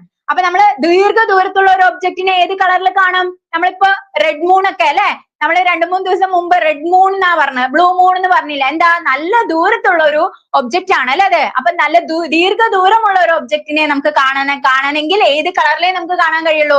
റെഡും ഓറഞ്ചും ചേർന്ന നിറത്തിലേ കാണാൻ കഴിയുള്ളൂ. ബാക്കി എല്ലാ നിറങ്ങൾക്കും എന്ത് സംഭവിക്കും? സ്കാറ്ററിംഗ് സംഭവിച്ച് നഷ്ടപ്പെടും. അതുകൊണ്ടാണ് അത് ബ്ലൂ മൂൺ. നമ്മള് ചക്രവാളത്തിലേക്ക് മറയുന്ന സൂര്യൻ ഒക്കെ ഏത് കളറിലാണ് കാണുന്നത്? ബ്ലൂയിലാണോ? അല്ല, റെഡും ഓറഞ്ചും കൂടെ ചേർന്ന നിറത്തിലാണ് അല്ലെ. എന്താണ് കാരണം? ബാക്കി എല്ലാ നിറങ്ങൾക്കും വിസരണം സംഭവിക്കും. അപ്പൊ ദീർഘദൂരം ഉള്ളത് ഏറ്റവും തരംഗദൈർഘ്യം കൂടിയ ഓറഞ്ചും റെഡും ഒക്കെ കൊണ്ടാണ് നമുക്ക് കാണാൻ കഴിയുക. ഓക്കെ അല്ലേ? ക്ലിയർ ആയോ? അപ്പൊ മഴവില്ല് ഉണ്ടാവാൻ കാരണം ഏതൊക്കെയാണെന്ന് ചോദിച്ചു വെച്ചാൽ ഏതൊക്കെ എഴുതണം? ഒന്ന് അപവർത്തനം, ഒന്ന് പൂർണ്ണാന്തര പ്രതിപതനം, പിന്നൊന്ന് പ്രകീർണനം. ക്ലിയർ ആയോ? മഴവില്ല് ഉണ്ടാവുന്ന കാര്യം ചോദിച്ചു കഴിഞ്ഞു വെച്ചാൽ ഇത് 3 എണ്ണവും ഓർമ്മയിലേക്ക് വരണം. ഇനി ഇതിൽ ഏതെങ്കിലും ഒന്നേ ഉള്ളൂ വെച്ചാൽ അത് എന്ത് ചെയ്യാം, നമുക്ക് ധൈര്യമായിട്ട് ആൻസർ ചെയ്താം. അതായത് പ്രകീർണനം മാത്രമാണ് തന്നിരിക്കുന്നതെങ്കിൽ പ്രകീർണനം എന്ന് എഴുതാം. ടോട്ടൽ ഇന്റേണൽ റിഫ്ലക്ഷൻ ആണെങ്കിൽ അത് എഴുതാം. അല്ല, റിഫ്രാക്ഷൻ ആണെങ്കിൽ റിഫ്രാക്ഷൻ എഴുതാം. പക്ഷെ ഇത് 3ഉം കൂടെ തന്നിട്ടുണ്ടെങ്കിൽ ഓൾ ഓഫ് ദ എബോവ് വേണം നമ്മൾ ആൻസർ ആയിട്ട് എഴുതാൻ. അടുത്ത ക്വസ്റ്റ്യൻ, ചുവടെ നൽകിയിട്ടുള്ളവയിൽ ഏതിനാണ് ഒരു വസ്തുവിന്റെ ഭാരത്തിന്റെ യൂണിറ്റിന് സമാനമായ യൂണിറ്റ് ഉള്ളത്? ഭാരത്തിന്റെ യൂണിറ്റിന് സമാനമായിട്ടുള്ള യൂണിറ്റ് ഏതിനാണ് ഉള്ളത്? ബലം, പ്രവൃത്തി, ഊർജം, മർദ്ദം. ഏതിനാണ്? ഭാരം അല്ലെ. ഭാരം. ചുവടെ നൽകിയിട്ടുള്ളവയിൽ ഏതിനാണ് ഒരു വസ്തുവിന്റെ ഭാരത്തിന്റെ യൂണിറ്റിന് സമാനമായ യൂണിറ്റ് ഉള്ളത്? ഫലം, ഭാരം എന്നിവയുടെ യൂണിറ്റ്, ഫലം, ഭാരം എന്നിവയുടെ യൂണിറ്റ് എന്താണ് പഠിച്ചിരിക്കുന്നത്? ഫലം, ഭാരം എന്നിവയുടെ യൂണിറ്റ് എന്താണ് പഠിച്ചത്? ന്യൂട്ടൺ ആണ് അല്ലെ. ഫലം, ഭാരം എന്താണ്? ഭാരവും അതുപോലെ മാസും ഭാരവും തമ്മിലുള്ള വ്യത്യാസം എന്താണ്? മാസും ഭാരവും. എങ്ങനെ നമുക്ക് മാസ് മനസ്സിലാക്കാം, എങ്ങനെ ഭാരം മനസ്സിലാക്കാം? ഓക്കെ, ബലം, ഭാരം എന്നിവയുടെ യൂണിറ്റ് എന്താണ്? ന്യൂട്ടൺ ആണ് അല്ലെ. അപ്പൊ ഇതിന്റെ സെയിം ഭാരത്തിന്റെ അതേ യൂണിറ്റ് ഉള്ളത് ഏതിനാണ്? ബലത്തിനാണ്. എന്താ ഈ ഭാരവും മാസും തമ്മിലുള്ള വ്യത്യാസം? മാസ് എന്ന് പറഞ്ഞു കഴിഞ്ഞു എന്ന് വെച്ചാൽ നമ്മുടെ മൊത്തം എന്താണ് ഒരു ഒബ്ജക്റ്റ് എടുത്തു കഴിഞ്ഞു എന്ന് വെച്ചാൽ അതിന്റെ ടോട്ടൽ ആയിട്ടുള്ള ദ്രവ്യത്തിന്റെ അളവിനെയാണ് നമ്മൾ എന്ത് പറയാ? മാസ് അല്ലെങ്കിൽ പിണ്ഡം എന്ന് പറയാ അല്ലെ. ആ പിണ്ഡം ഞാൻ ഇവിടെ കൊണ്ടുവച്ചാലും ഒരേ പിണ്ഡത്തിന്റെ അളവ് തന്നെയായിരിക്കും. ഞാൻ ചന്ദ്രനിൽ കൊണ്ടുവച്ചാലും പിണ്ഡം സെയിം ആയിരിക്കും. ഇവിടെ ഒരു 5 കിലോ ഉണ്ടെങ്കിൽ അവിടെ കൊണ്ടുപോയാലും 5 കിലോ തന്നെയായിരിക്കും. ഇനി സൂര്യനിൽ കൊണ്ടുപോയാലും അതിന്റെ വ്യത്യാസം എന്തില്ല? ദ്രവ്യത്തിന്റെ അളവിന് എന്ത് വരില്ല? വ്യത്യാസം വരില്ല. മാസ് എല്ലാവിടെയും സെയിം ആയിരിക്കും. പക്ഷെ ഭാരം എന്തിനനുസരിച്ച് മാറും? നമുക്ക് അനുഭവപ്പെടുന്ന ജിയുടെ മൂല്യത്തിനനുസരിച്ച് എന്തിന് മാറ്റം വരും? ഭാരത്തിന് വ്യത്യാസം വരും. ഓക്കെ, നമ്മൾ ഇവിടെയുള്ള ഭാരത്തിന്റെ 1/6 എവിടെ ഉണ്ടാവുള്ളൂ? ചന്ദ്രനിൽ ഉണ്ടാവുള്ളൂ അല്ലെ. അപ്പൊ ആ ജിയുടെ മൂല്യത്തിനനുസരിച്ച് എന്തിന് മാറ്റം സംഭവിക്കും? ഭാരത്തിന് സംഭവിക്കും. മാസ് എവിടെ പോയാലും സെയിം ആണ്. ഓക്കെ, അപ്പൊ ബലം, ഭാരം എന്നിവയുടെ യൂണിറ്റ് എന്താണ്? ന്യൂട്ടൺ ആണ്. ഓക്കെ അല്ലെ. അതുപോലെ കുറച്ച് യൂണിറ്റുകൾ എന്ത് ചെയ്യണം? പഠിച്ചു വെക്കണം കേട്ടോ. ഓക്കെ, ഇതിന്റെ എന്താണ്? കിലോഗ്രാം ആണ് അല്ലെ. മാസ് നമ്മൾ കിലോഗ്രാം എന്നതിൽ പറയാം. ഭാരം, വെയിറ്റ് എന്തിലാണ് പറയാ? ന്യൂട്ടണിലാണ് പറയുന്നത് കേട്ടോ. ന്യൂട്ടണിലാണ് പറയുന്നത്. പക്ഷെ ഞാൻ വെയിറ്റ് നോക്കിയപ്പോ ഭാരം കിലോഗ്രാമിലാണ് കണ്ടത് എന്ന് കുറെ പേർക്ക് തോന്നുന്നുണ്ടാവും അല്ലെ. ഇവിടെ നോക്കുന്ന ആ ഭാരം എന്തും കൂടെ ഉണ്ട് 9.8. ജിയുടെ മൂല്യം 9.8 കൂടെ ചേർത്തിട്ടുള്ള വാല്യൂ ആണ് ഇവിടെ വരുന്നത്. ഓക്കെ, അതെന്താണ് ഒരു ഭാരം എന്ന് പറയുമ്പോ എന്താണ് കിലോഗ്രാം അല്ല, അതിന്റെ കൂടെ എന്തും കൂടെ ഉണ്ട് 9.8 കൂടെ ഇൻഡു ചെയ്യണ വാല്യൂ ആണ് നമുക്ക് ഇവിടെ ഭൂമിയിൽ കിട്ടുക. വേറെ എവിടേക്കെങ്കിലും പോകുമ്പോ അവിടുത്തെ ജിയുടെ മൂല്യത്തിനനുസരിച്ച് അതിന് വ്യത്യാസം വരും. അതുകൊണ്ട് തന്നെ മാസ് അല്ല ഭാരം, രണ്ടിന്റെയും യൂണിറ്റുകൾ വ്യത്യാസമാണ്. മാസ് അല്ലെങ്കിൽ പിണ്ഡം എന്ന് പറയുന്നത് നമ്മൾ കിലോഗ്രാമിലും, ഭാരം എന്ന് പറയുന്നതും ഫലം പറയുന്നതും ഏതിലാണ്? ന്യൂട്ടണിലും ആണ്. ഓക്കെ അല്ലേ? ക്ലിയർ ആയോ? ഫലം, ഭാരം എന്നിവയുടെ യൂണിറ്റ്. അതുപോലെ തന്നെ 7 അടിസ്ഥാന യൂണിറ്റുകൾ, SI സിസ്റ്റത്തിൽ 7 അടിസ്ഥാന യൂണിറ്റുകൾ, അളവുകളും യൂണിറ്റുകളും എന്ത് ചെയ്യണം? പഠിക്കണം കേട്ടോ. നീളത്തിന്റെ എന്താണ്, പിണ്ഡത്തിന്റെ എന്താണ്, ടൈമിന്റെ സമയത്തിന്റെ എന്താണ്, അതുപോലെ പ്രകാശ തീവ്രത, വൈദ്യുത പ്രവാഹ തീവ്രത, താപനില, പദാർത്ഥത്തിന്റെ അളവ്, ഇങ്ങനെ 7 എണ്ണത്തിന്റെയും എന്ത് പഠിക്കണം? യൂണിറ്റുകളൊക്കെ പഠിച്ചു വെച്ചിട്ട് പോണം. പലതിന്റെയും എന്ത് വരാം? നമുക്ക് യൂണിറ്റ് വരാം. SCRT ആണെങ്കിലും ഒക്കെ എന്ത് വരാം? യൂണിറ്റ് വരാം. ഓക്കെ, അപ്പൊ നോക്കാത്ത ഏരിയ ഒക്കെ ഉണ്ടെങ്കിൽ എന്ത് ചെയ്യാ? പെട്ടെന്നൊന്ന് നോട്ട് ചെയ്ത് വെച്ചിട്ട് നോക്കുക കേട്ടോ. ഓക്കെ അല്ലേ? അടുത്ത ക്വസ്റ്റ്യനിലേക്ക് പോവാം. ക്ലിയർ ആയോ? ഓക്കെ, അടുത്ത ക്വസ്റ്റ്യൻ ഇതാണ്. സസ്യങ്ങൾക്ക് മഞ്ഞ നിറം നൽകുന്നത്, അതായത് ഇലകൾക്കും പൂക്കൾക്കും ഒക്കെ മഞ്ഞ നിറം നൽകുന്നത് സാന്തോഫിൽ ആണോ, കരോട്ടിൻ ആണോ, ആന്തോസയാനിൻ ആണോ? ഇവയൊന്നും അല്ലയാണ്. മഞ്ഞ നിറമാണ് കേട്ടോ, മഞ്ഞ നിറം.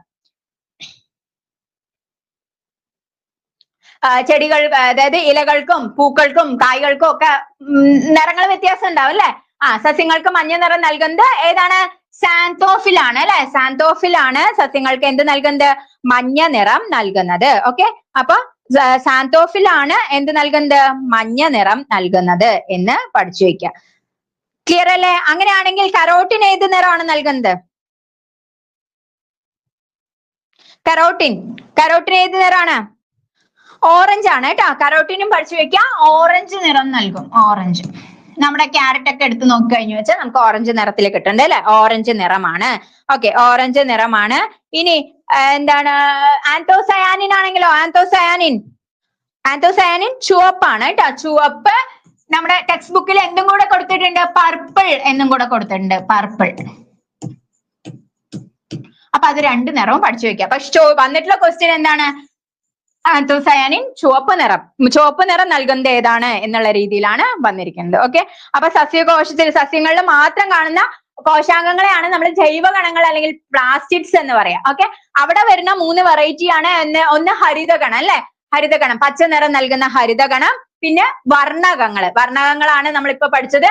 സാന്തോഫിൽ, കരോട്ടിൻ, അതുപോലെ തന്നെ ആന്തോസയാനിൻ. പിന്നെ ശ്വേതകണം അല്ലെ?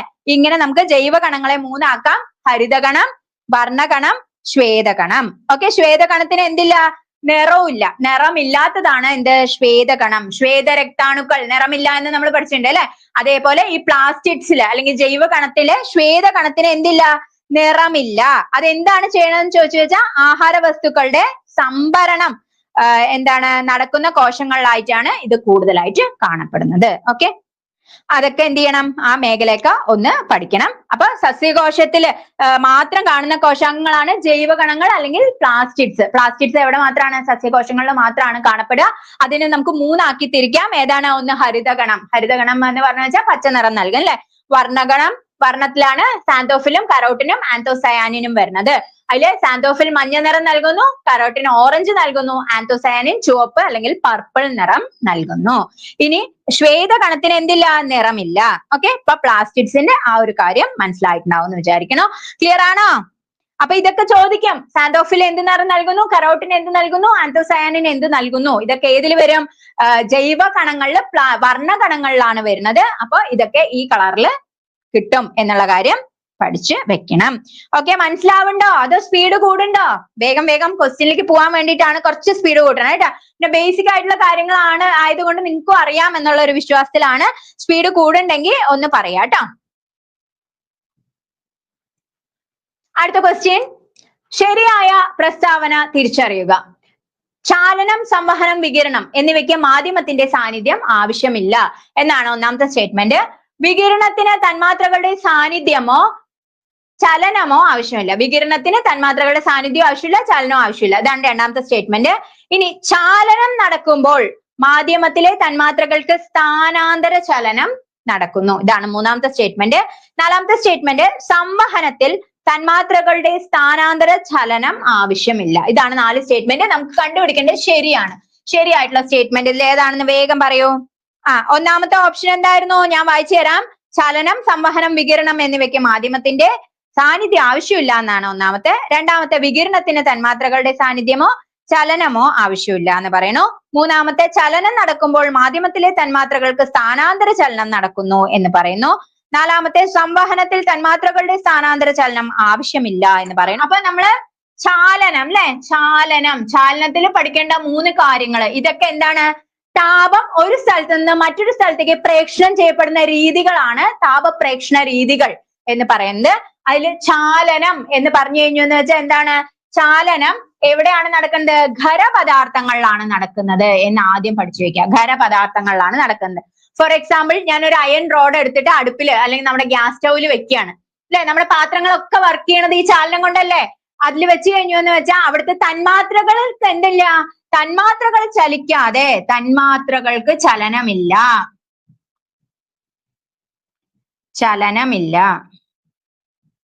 തന്മാത്ര ഒട്ടും ചലിക്കാതെ തന്നെ എന്ത് ചെയ്യും? ഒരു തന്മാത്ര ആ താപം മറ്റൊരു തന്മാത്രയ്ക്ക് കൈമാറ്റം ചെയ്യും. ഈ രീതിയാണ് നമ്മൾ എന്ത് പറയാ? ചാലനം എന്ന് പറയാ. ചാലനം നടക്കുന്നത് എവിടെയാണ്? ഖരപദാർത്ഥങ്ങളിലാണ് ചാലനം എന്നുള്ള താപപ്രേക്ഷണ രീതി നടക്കുന്നത്. അവിടെ തന്മാത്രകൾക്ക് എന്തില്ല? ഒരു സ്ഥലത്ത് നിന്ന് മറ്റൊരു സ്ഥലത്തേക്ക് തന്മാത്ര ചേഞ്ച് ആവില്ല. എന്തേ ചേഞ്ച് ആവുള്ളൂ? അവിടെയുള്ള താപം മാത്രമാണ് എന്ത് ചെയ്യുന്നത്? ചേഞ്ച് ആവുന്നത്. ജ്യോതി ലാംഗ്വേജ് കൺഫ്യൂഷൻ ആയതാണ് അല്ലെ. ഓക്കെ, അപ്പൊ ഇവിടെ എന്താണ്? സ്ഥാനാന്തര ചലനം നടക്കുന്നു എന്നാ പറയുന്നത്. അപ്പൊ ഇത് എന്തായിട്ട് വരും? തെറ്റായിട്ട് വരും. അപ്പൊ ചാലനം അറിയാത്തവര് പഠിച്ചു വെക്കുക. ഖരപദാർത്ഥങ്ങളിലാണ് നടക്കുന്നത്. നമ്മുടെ ഒരു പാത്രം നമ്മൾ അടുപ്പിൽ വെച്ച പാത്രത്തിന്റെ എല്ലാ ഭാഗവും ചൂടാവണില്ലേ? അത് തന്നെയാണ് എന്ത്? ചാലനം. ഒരു തന്മാത്രയിൽ നിന്ന് മറ്റൊരു തന്മാത്രയിലേക്ക് എന്ത് ചെയ്യും? ഹീറ്റ് ട്രാൻസ്ഫർ ചെയ്ത് അതിന്റെ എല്ലാ ഭാഗത്തേക്കും ആവും. അതാണ് എന്ത്? ചാലനം എന്ന് പറയുന്നത്. ഈ 2 പോയിന്റ് അവിടെ പഠിച്ചു വെച്ചാൽ മതി. അടുത്ത രീതിയാണ് സംവഹനം. സംവഹനം എവിടെയാണ് നടക്കുക? ദ്രാവകങ്ങളിലും വാതകങ്ങളിലും ഉള്ള താപപ്രേക്ഷണ രീതിയാണ് ദ്രാവകം, വാതകം. ദ്രാവകങ്ങളിലും വാതകങ്ങളിലും നടക്കുന്ന താപപ്രേക്ഷണ രീതിയാണ് ഏത്? സംവഹനം എന്ന് പറയുന്നത്. ഇവിടെ നമ്മളിപ്പോ ഫോർ എക്സാമ്പിൾ ഞാൻ കുറച്ച് ചുടുവെള്ളവും കുറച്ച് പച്ചവെള്ളവും എടുത്ത് രണ്ടും കൂടെ മിക്സ് ചെയ്യാണ്. നമ്മളൊക്കെ ഡെയിലി ചെയ്യുന്ന ഒരു പ്രോസസ് ആണ് അല്ലെ. ചുടുവെള്ളം ഉണ്ടെങ്കിൽ അതിനെ ഒന്ന് തണുപ്പിക്കാൻ വേണ്ടി നമ്മൾ കുറച്ച് പച്ചവെള്ളം ഒഴിക്കും. അപ്പൊ ആ ചൂടുള്ള തന്മാത്രകൾ മുകളിലേക്ക് വരും, തണുപ്പുള്ള താഴേക്ക് വരും. അങ്ങനെ തന്മാത്രകൾ എന്ത് ചെയ്യുന്നുണ്ട്? അവിടെ അങ്ങോട്ടേക്കും ഇങ്ങോട്ടേക്കും സ്ഥാനം മാറുന്നുണ്ട് അല്ലെ. അപ്പൊ തന്മാത്രകൾ സ്ഥാനം മാറുന്നു. ഇതെന്താണ്? അപ്പൊ ദ്രാവകത്തിലും വാതകത്തിലും നടക്കുന്ന താപപ്രേക്ഷണ രീതിയാണ് സംവഹനം. അവിടെ എന്തുണ്ട്? തന്മാത്രകൾക്ക് ചേഞ്ച് ഉണ്ട്. ഇത്രയും പഠിച്ചാൽ എന്തായി? സംവഹനമായി. പിന്നെ ഇവിടുന്ന് വേറൊരു ക്വസ്റ്റ്യൻ വരാൻ പറ്റുന്നത് എന്താണ്? നമ്മുടെ കടൽക്കാറ്റിനും കരക്കാറ്റിനും കാരണമായിട്ടുള്ള താപപ്രേക്ഷണ രീതി ചോദിച്ചു കഴിഞ്ഞു വെച്ചാലും ഏതാണ്? സംവഹനമാണ്. കടൽക്കാറ്റിനും കരക്കാറ്റിനും കാരണമായിട്ടുള്ള താപപ്രേക്ഷണ രീതി ചോദിച്ചു വെച്ചാലും ഏതാണ്? സംവഹനമാണ് എന്ന് പഠിച്ചു വെക്കുക. ഇത് കഴിഞ്ഞാൽ 2 രീതികളായി, ചാലനമായി സംവഹനമായി. അടുത്താണ് വികിരണം അല്ലെങ്കിൽ റേഡിയേഷൻ അല്ലെ. വികിരണം നടക്കാൻ എന്ത് വേണ്ട? നമുക്ക് ഒരു മാധ്യമത്തിന്റെയും സഹായമില്ലാതെ താപം പ്രേക്ഷണം ചെയ്യപ്പെടുന്ന രീതിയാണ് എന്ത്? വികിരണം. ഒരു മാധ്യമവും വേണ്ട. അവിടെ ഖരം വേണ്ട, ദ്രാവകം വേണ്ട, വാതകം വേണ്ട. ഒരു മാധ്യമത്തിന്റെയും സഹായമില്ലാതെ താപം ഒരു സ്ഥലത്ത് നിന്ന് മറ്റൊരു സ്ഥലത്തേക്ക് പ്രേക്ഷണം ചെയ്യപ്പെടുന്ന രീതിയാണ് എന്ത്? വികിരണം അല്ലെങ്കിൽ റേഡിയേഷൻ എന്ന് പറയുന്നത്. ആ ഒരു രീതിയിൽ വികിരണം ചോദിക്കാം. പിന്നെ വേറൊരു രീതി വരുന്നത് നമ്മുടെ സൂര്യപ്രകാശം അല്ലെങ്കിൽ സൂര്യന്റെ ആ ചൂട് കൊള്ളുമ്പോ നമുക്ക് ഏൽക്കുമ്പോ ഒരു ചൂട് അനുഭവപ്പെടുന്നത് അല്ലെ. അത് എന്തുകൊണ്ടാണെന്ന് ചോദിച്ചാൽ റേഡിയേഷൻ ആണ്. അടുപ്പിന്റെ ചോട്ടിൽ പോയി നിൽക്കുമ്പോൾ നമുക്കൊരു ചൂട് അനുഭവപ്പെടുന്നുണ്ട് അല്ലെ. അതും എന്താണ്? റേഡിയേഷൻ ആണ്. ഇൻക്യുബേറ്ററിൽ മുട്ട വിരിയിക്കുന്നത് ഏത് പ്രേക്ഷണ രീതിയാണ് എന്ന് ചോദിച്ചു വെച്ചാലും വികിരണമാണ്. ഇൻക്യുബേറ്ററിൽ മുട്ട വിരിയിക്കുക, സൂര്യന്റെ ആ ഹീറ്റ് നമുക്ക് കൊള്ളുമ്പോൾ ചൂട് അനുഭവപ്പെടുക, ബൾബിന്റെ ചോട്ടിൽ നിന്നാൽ ചൂട് അനുഭവപ്പെടുക, അതുപോലെ തന്നെ അടുപ്പിന്റെ ചോട്ടിൽ നിന്നാൽ ചൂട് അനുഭവപ്പെടുക. ഇതൊക്കെ എന്തുകൊണ്ടാണ്? വികിരണം കൊണ്ടാണ്. ഇവിടെ എന്തിന്റെ ആവശ്യമില്ല? മാധ്യമത്തിന്റെ ആവശ്യമില്ല. മാധ്യമത്തിന്റെ ആവശ്യമില്ലെങ്കിൽ തന്മാത്രകൾ അങ്ങോട്ടേക്കും ഇങ്ങോട്ടേക്കും മൂവ്മെന്റ് വേണോ? വേണ്ട. അപ്പൊ ഇവിടെ ശരിയായിട്ട് വരുന്നത് എന്താണ്? വികിരണത്തിന് തന്മാത്രകളുടെ സാന്നിധ്യമോ ചലനമോ ആവശ്യമില്ല എന്നുള്ളതാണ്. ക്ലിയർ ആയോ? 3 താപപ്രേക്ഷണ രീതികളും പഠിച്ചോ?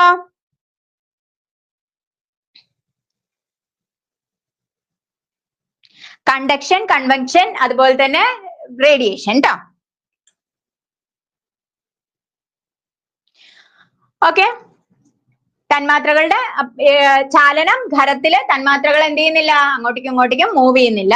സംവഹനത്തില് ദ്രാവകത്തില് വാതകമാണ് എന്താ മാധ്യമം എന്ന് പറയുന്നത്, തന്മാത്രകളുടെ സ്ഥാനം മാറുന്നു. കടൽക്കാറ്റിനും കരക്കാറ്റിനും കാരണം വികിരണം എന്ന് പറഞ്ഞു കഴിഞ്ഞു വെച്ചാൽ റേഡിയേഷൻ. ഒരു മാധ്യമത്തിന്റെയും ഹെൽപ്പ് അവിടെ വേണ്ട. ഓക്കെ കേട്ടോ. അടുത്ത ക്വസ്റ്റ്യൻ, വ്യത്യസ്തമായതിനെ കണ്ടെത്തുക. ഇതിൽ ഏതാണ് വ്യത്യസ്തമായിട്ടുള്ള യൂണിറ്റ്? ആസ്ട്രോണമിക്കൽ യൂണിറ്റ് ആണോ, പാർസെക് ആണോ, അർദ്ധായുസ് ആണോ, പ്രകാശവർഷമാണോ? വ്യത്യസ്തമായത് കണ്ടെത്തുക. ആസ്ട്രോണമിക്കൽ യൂണിറ്റ് ആണോ, പാർസെക് ആണോ, അർദ്ധായുസ് ആണോ, പ്രകാശവർഷമാണോ? ഏതാണ് എന്ന് പറയാം. എന്താണ് അർദ്ധായുസ് അല്ലെ? Half life period. Half life period എന്തുമായിട്ട്, ബാക്കിയെല്ലാം എന്താണ്, ബാക്കി ആസ്ട്രോണമിക്കൽ യൂണിറ്റ്, പാർസെക്, പ്രകാശവർഷം എന്നതൊക്കെ കൊണ്ട് എന്തിന്റെ യൂണിറ്റിനെയാണ് നമ്മൾ അവിടെ മെൻഷൻ ചെയ്യുന്നത്?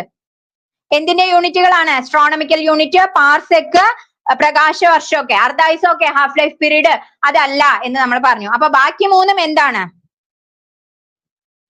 എന്ത് കണ്ടെത്താനാണ്? ഡിസ്റ്റൻസ് അല്ലെ, ദൂരം കണ്ടെത്താനുള്ള യൂണിറ്റുകളാണ് ആസ്ട്രോണമിക്കൽ യൂണിറ്റും പാർസെക്കും പ്രകാശവർഷവും. ആസ്ട്രോണമിക്കൽ യൂണിറ്റ് എന്ന് പറഞ്ഞു കഴിഞ്ഞാൽ സൂര്യനും ഭൂമിയും തമ്മിലുള്ള ദൂരം കണ്ടുപിടിക്കാൻ. പാർസെക് എന്ന് പറഞ്ഞു വെച്ചാൽ ഗാലക്സികൾ തമ്മിലുള്ള ദൂരങ്ങൾ കണ്ടുപിടിക്കാൻ. ഏറ്റവും വലിയ ദൂരം അളക്കുന്ന ഏകകമാണ് ഏത്? പാർസെക്. ഏറ്റവും വലിയ യൂണിറ്റ്, അതായത് ഡിസ്റ്റൻസ് അളക്കുന്ന ഏറ്റവും വലിയ യൂണിറ്റ് ഏതാണെന്ന് ചോദിച്ചു കഴിഞ്ഞാൽ ഏതാണ്? പാർസെക് ആണ്. ആസ്ട്രോണമിക്കൽ യൂണിറ്റില് ഭൂമിയും സൂര്യനും തമ്മിലുള്ള അകലമാണ് അളക്കുന്നത്. പാർസെക്കില് ഗാലക്സികൾ തമ്മിലുള്ള ഗാലക്സികൾ തമ്മിലുള്ള ദൂരമാണ് അളക്കുന്നത്. പ്രകാശവർഷം എന്താണ്? ഒരു വർഷം കൊണ്ട് പ്രകാശം സഞ്ചരിക്കുന്ന ആ ദൂരത്തെയാണ് നമ്മൾ പ്രകാശവർഷം എന്നതുകൊണ്ട് ഉദ്ദേശിക്കുന്നത്. ബാക്കി മൂന്നും എന്താണ്? നമ്മുടെ വേഗത കണ്ടുപിടിക്കാൻ ദൂരം കണ്ടുപിടിക്കാനുള്ള അളവാണെങ്കിൽ ഹാഫ് ലൈഫ് പീരീഡ്, അർദ്ധായുസ് എന്താണ്? അതല്ല അല്ലെ. അപ്പൊ ഇതില് ഒറ്റപ്പെട്ടത് അല്ലെങ്കിൽ വ്യത്യാസം വരുന്നത് ഏതിനാണ്? ഈ ഒരു കാര്യത്തിനാണ്. ക്ലിയർ ആയോ? ഇനി ഒരു പാർസെക് എത്ര ലൈറ്റ് ഇയർ ആണ് എന്ന് അഥവാ ചോദിച്ചു കഴിഞ്ഞു വെച്ചാൽ എന്ത് പറയും? ഒരു പാർസെക് എത്ര ലൈറ്റ് ഇയർ ആണ് എന്നൊക്കെ ചോദിച്ചാൽ ഏറ്റവും വലിയ ദൂരം അളക്കുന്ന ഏറ്റവും വലിയ ഏകകം അല്ലെങ്കിൽ ഏറ്റവും വലിയ യൂണിറ്റ് ആണ് പാർസെക് കേട്ടാ. ഒരു പാർസെക് എന്ന് പറഞ്ഞു വെച്ചാൽ ഏകദേശം 3.26 ലൈറ്റ് ഇയർ ആണ്. 3.26 ലൈറ്റ് ഇയർ ആണ് എന്നും കൂടെ മനസ്സിലാക്കി വെക്കുക. ഓക്കെ അല്ലേ? അപ്പൊ ആസ്ട്രോണമിക്കൽ യൂണിറ്റ്, പാർസെക്, പ്രകാശവർഷം ഇതൊക്കെ എന്തളക്കാനാണ്? ദൂരം അളക്കാനുള്ള യൂണിറ്റുകളാണ്. അർദ്ധായുസ് അല്ലെങ്കിൽ ഹാഫ് ലൈഫ് പീരീഡ് എന്താണ്? അതല്ല. അപ്പൊ ഇതിൽ വ്യത്യാസമുള്ളത് ഏതാണ്? അർദ്ധായുസ്. അടുത്ത ക്വസ്റ്റ്യൻ, താഴെ പറയുന്നവയിൽ പ്രകാശത്തിന്റെ സ്വഭാവം അല്ലാത്തത് ഏതാണ്? ഏത് സ്വഭാവമാണ് പ്രകാശത്തിന്റെ? ശൂന്യതയിലൂടെ സഞ്ചരിക്കാനുള്ള കഴിവുണ്ട് പ്രകാശത്തിന് എന്ന് പറയണു. നിശ്ചിത വേഗത ഉണ്ടെന്ന് പറയണു. ഊർജം വഹിച്ചു കൊണ്ടുപോകാൻ കഴിയും എന്ന് പറയണു. സഞ്ചരിക്കാൻ ഒരു മാധ്യമം ആവശ്യമാണ് എന്ന് പറയുന്നു. ഇതിൽ തെറ്റാണ് കണ്ടുപിടിക്കേണ്ടത്. തെറ്റ്, അല്ലെങ്കിൽ പ്രകാശത്തിന്റെ സ്വഭാവം അല്ലാത്തത്. എന്ത് വേണ്ട? പ്രകാശം ഒരു ഊർജം തന്നെയാണ് അല്ലെ. പ്രകാശം ഒരു ഊർജ്ജമാണ്. സൗണ്ട് ആണെങ്കിലും ലൈറ്റ് ആണെങ്കിലും ഒക്കെ എന്താണ്? ഊർജ സ്രോതസ്സുകൾ തന്നെയാണ്. അതിന് സൗണ്ടിന് എന്ത് വേണം? സഞ്ചരിക്കാൻ ഒരു മീഡിയത്തിന്റെ ആവശ്യമുണ്ട്, മാധ്യമത്തിന്റെ ആവശ്യമുണ്ട്. പക്ഷെ പ്രകാശത്തിന് സഞ്ചരിക്കാൻ എന്ത് വേണ്ട? ഒരു മാധ്യമം ആവശ്യം ഇല്ല. മാധ്യമം ആവശ്യമില്ല. ശൂന്യതയിലൂടെയാണ് ഏറ്റവും കൂടുതൽ സ്പീഡിൽ സഞ്ചരിക്കുന്നത് അല്ലെ. വേഗതയുണ്ട്, ഊർജം വഹിച്ചു കൊണ്ടുപോകാനുള്ള കഴിവുണ്ട്. അപ്പൊ ഇവിടെ സഞ്ചരിക്കാൻ ഒരു മാധ്യമത്തിന്റെ ആവശ്യം ആർക്കില്ല? പ്രകാശത്തിനില്ല. അതാണ് ഇവിടെ തെറ്റായിട്ട് വരുന്ന ആൻസർ. ഇതിൽ കൂടുതൽ എക്സ്പ്ലനേഷന്റെ ആവശ്യമില്ല എന്ന് വിചാരിക്കണു. നമ്മുടെ കേട്ടറ്റിന്റെ എല്ലാ കാറ്റഗറിയിലേക്കും 1, 2, 3, 4 എന്നുള്ള കാറ്റഗറിയിലേക്കുള്ള അഡ്മിഷൻ തുടർന്നുകൊണ്ടിരിക്കുകയാണ്. അപ്പൊ അടുത്ത ഒരു കേട്ടറ്റ് എന്തായാലും കിട്ടാനായിട്ട് തീർച്ചയായിട്ടും ജോയിൻ ചെയ്യുക. ജോയിൻ ചെയ്യാൻ നമ്പർ 9446537080. ഇതിന്റെ സ്പെഷ്യാലിറ്റി അല്ലെങ്കിൽ ഫീച്ചേഴ്സ്, റെക്കോർഡഡ് വീഡിയോ ക്ലാസ്സുകൾ, അതിന്റെ PDF നമുക്ക് കിട്ടും. അതുപോലെ തന്നെ സ്റ്റഡി പ്ലാനോട് കൂടിയാണ് നമ്മളിവിടെ പഠിക്കുന്നത് അല്ലെ. അപ്പൊ അതിന്റെ ബെനിഫിറ്റുകളൊക്കെ കിട്ടും. വീക്ക്ലി റിവിഷൻ ഉണ്ട്. SCRT, NCERTയുടെ ഫുൾ കണ്ടന്റ് നിങ്ങളുടെ കയ്യിൽ കിട്ടുകയാണ്. അതിൽ നിന്ന് തന്നെ മിക്കവാറും ക്വസ്റ്റ്യൻസിനൊക്കെ നമുക്ക് എന്ത് ചെയ്യാൻ പറ്റും? ആൻസർ ചെയ്യാൻ പറ്റും. അതുപോലെ തന്നെ സൈക്കോളജി ആയിക്കോട്ടെ, എല്ലാത്തിനും ഷോർട്ട് ക്വസ്റ്റ്യൻസും നമുക്കിവിടെ അവൈലബിൾ ആണ്. പേഴ്സണൽ മെന്റേഴ്സിന്റെ ഹെൽപ്പ് ഉണ്ടാവും, ഫോളോ അപ്പും ഉണ്ടാവും. അടുത്ത ക്വസ്റ്റ്യൻ ഇതാണ്, സോഡിയം കാർബണേറ്റ് ലായനിയുടെ pH മൂല്യം എത്രയാണ്? സോഡിയം കാർബണേറ്റ് എന്താണെന്ന് അറിഞ്ഞാൽ നമുക്ക് ഇവിടെ വേഗം pH വാല്യൂ പറയാം. വേഗം പറയൂ. സോഡിയം കാർബണേറ്റ് ലായനിയുടെ pH മൂല്യം. സോഡിയം കാർബണേറ്റ് എന്താണെന്ന് അറിയണം. എന്നാ നമുക്ക് വേഗം പറയാം. അത് ഒരു ബേസ് ആണോ ആസിഡ് ആണോ എന്നറിയണം. ഇതൊക്കെ PYQ ആണ് കേട്ടോ. ഓക്കെ. സോഡിയം കാർബണേറ്റ് രാസപരമായി എന്താണ്? Na2CO3 ആണ് കേട്ടോ. Na2CO3 washing സോഡയാണ്. Na2CO3 ആണ് എന്തെന്ന് പറയുന്നത്? സോഡിയം കാർബണേറ്റ് എന്ന് പറയുന്നത്. സോഡിയം കാർബണേറ്റ് എന്ന് പറഞ്ഞു കഴിഞ്ഞു വെച്ചാൽ വാഷിംഗ് സോഡ അല്ലെങ്കിൽ അലക്കുകാരം എന്നൊക്കെ അറിയപ്പെടുന്നു. കാരം വന്നു കഴിഞ്ഞാൽ എന്താണ്? അലക്കുകാരം, അപ്പക്കാരം ഒക്കെ വന്നു കഴിഞ്ഞു എന്ന് വെച്ചാൽ നമ്മൾ അത് എന്തായിട്ട് കൺസിഡർ ചെയ്യും? കാര സ്വഭാവമുള്ളത് ബേസ് അല്ലെ. അപ്പൊ ബേസിന്റെ സ്വഭാവമാണ് 7 മുകളിലാണ്. ഇവിടെ നമ്മൾ പഠിക്കേണ്ടത് സോഡിയം കാർബണേറ്റ് രാസപരമായി എന്താണ് എന്ന് ചോദിക്കും. Na2CO3 ആണ്. ഇതിലും വളരെ വളരെ ഇമ്പോർട്ടന്റ് ആയിട്ടുള്ള ക്വസ്റ്റ്യൻ, സോഡിയം ബൈകാർബണേറ്റ് രാസപരമായി എങ്ങനെയാണ് എന്ന് ചോദിക്കും. സോഡിയം ബൈകാർബണേറ്റ് എന്താണ്? H സെന്ററിൽ വരും ട്ടോ. NaCO3. ഓക്കെ. ബൈകാർബണേറ്റ് പറഞ്ഞാൽ നടുവിൽ എന്തുണ്ടാവും? ഒരു H ഉണ്ടാവും. അതാണ് നമ്മള് അപ്പക്കാരം എന്ന് പറയുന്നത് അല്ലെ. എന്താണ്? നമ്മുടെ ബേക്കിംഗ് സോഡയാണ് ബൈകാർബണേറ്റ്. ബേക്കിംഗ് സോഡ അല്ലെങ്കിൽ അപ്പക്കാരം എന്ന് പറയുന്നത്. ഇത് വാഷിംഗ് സോഡ, ഇത് ബേക്കിംഗ് സോഡ. ഓക്കെ അല്ലെ. അപ്പൊ ഇത് രണ്ടും എന്തിന്റെ? കാരമാണ് അല്ലെ. കാരം രുചി എന്ന് പറഞ്ഞാൽ തന്നെ എവിടുത്തെ ടേസ്റ്റ് ആയി? ബേസിന്റെ ആണ്. അപ്പൊ 7 മുകളിലായിരിക്കും അതിന്റെ pH വാല്യൂ വരുന്നത്. ഓക്കെ അല്ലെ.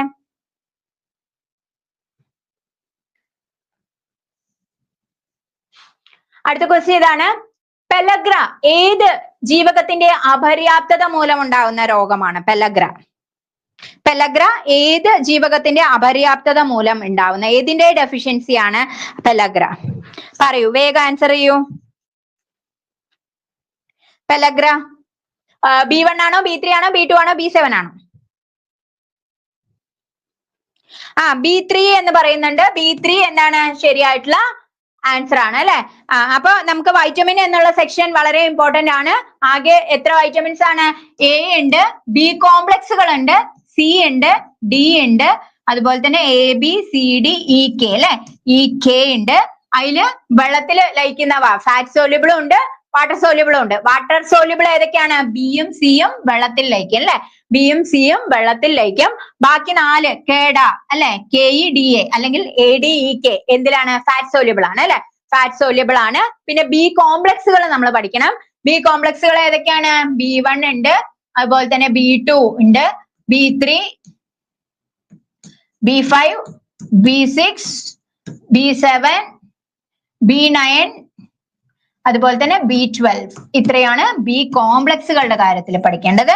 A എന്ന് പറഞ്ഞു കഴിഞ്ഞു വെച്ചാൽ എന്താണ്? റെറ്റിനോൾ ആണ്. അതിന്റെ പേരുകളൊക്കെ അറിയാലോ അല്ലെ. A എന്ന് പറഞ്ഞു കഴിഞ്ഞു വെച്ചാൽ റെറ്റിനോൾ ആണ്. B1 എന്താണ്? B1 കൊണ്ടുള്ള ഡെഫിഷ്യൻസി എന്താണ്? ആദ്യം നമുക്ക് ഡെഫിഷ്യൻസി പഠിക്കാം. B1 കൊണ്ടുള്ള ഡെഫിഷ്യൻസി എന്താണ്? ബെറിബറി ആണ് കേട്ടോ. എയുടെ ഡെഫിഷ്യൻസി എന്താണ്? എയുടെ ഡെഫിഷ്യൻസി എന്ന് പറഞ്ഞു കഴിഞ്ഞു വെച്ചാൽ ഒന്നാമത്തെ നമുക്ക് നിശാന്തത, അതായത് രാത്രി എന്താണ്? മാലക്കണ്ണ് അല്ലെങ്കിൽ നിശാന്തത എന്ന് പറയുന്നതാണ് എയുടെ ഡെഫിഷ്യൻസി. അത് കുറച്ചുകൂടെ കണ്ടിന്യൂസ് ആയിട്ടുള്ള എയുടെ ഡെഫിഷ്യൻസി വന്നു കഴിഞ്ഞു വെച്ചാൽ മാലക്കണ്ണ് എന്നുള്ളത് ഏത് പ്രശ്നത്തിലേക്ക് പോകും?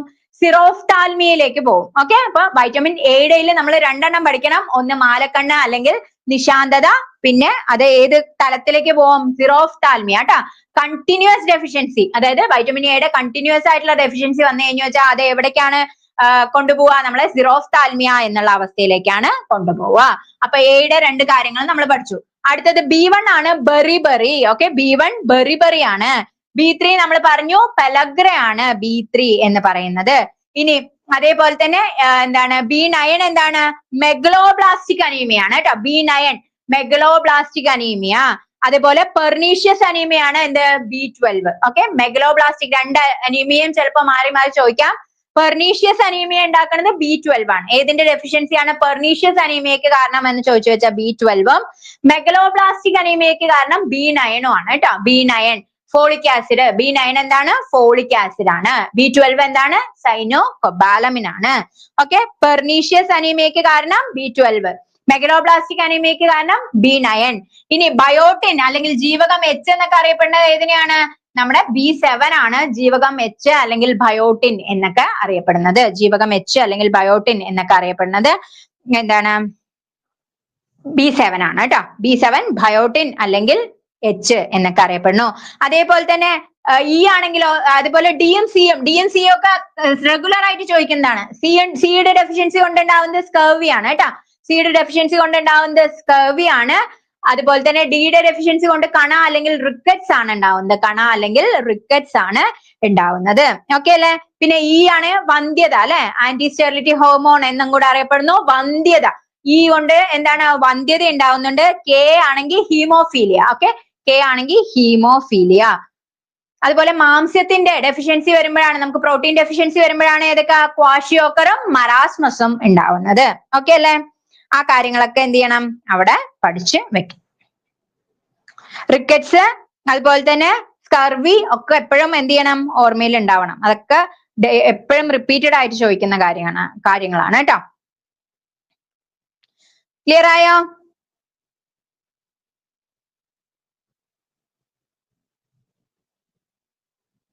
അതുപോലെ തന്നെ റെറ്റിനോൾ, B1 ആണെങ്കിൽ thiamine, B2 riboflavin, B3 niacin or nicotinic acid, B5 എന്താണ് B5 pantothenic acid, B6 pyridoxine, B7 biotin, B9 folic acid, B12 cyanocobalamin, അതുപോലെ തന്നെ C എന്താണ് അസ്കോർബിക് ആസിഡ്, D എന്താണ് calciferol, E tocopherol, K phylloquinone. ആ പേരുകളും കൂടെ ഒന്ന് ഓർത്ത് വെക്കുക. ഓക്കെ അല്ലെ?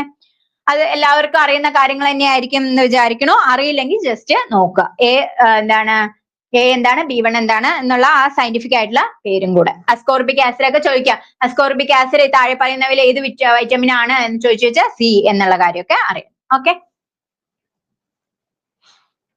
അടുത്ത ക്വസ്റ്റ്യൻ ഇതാണ്.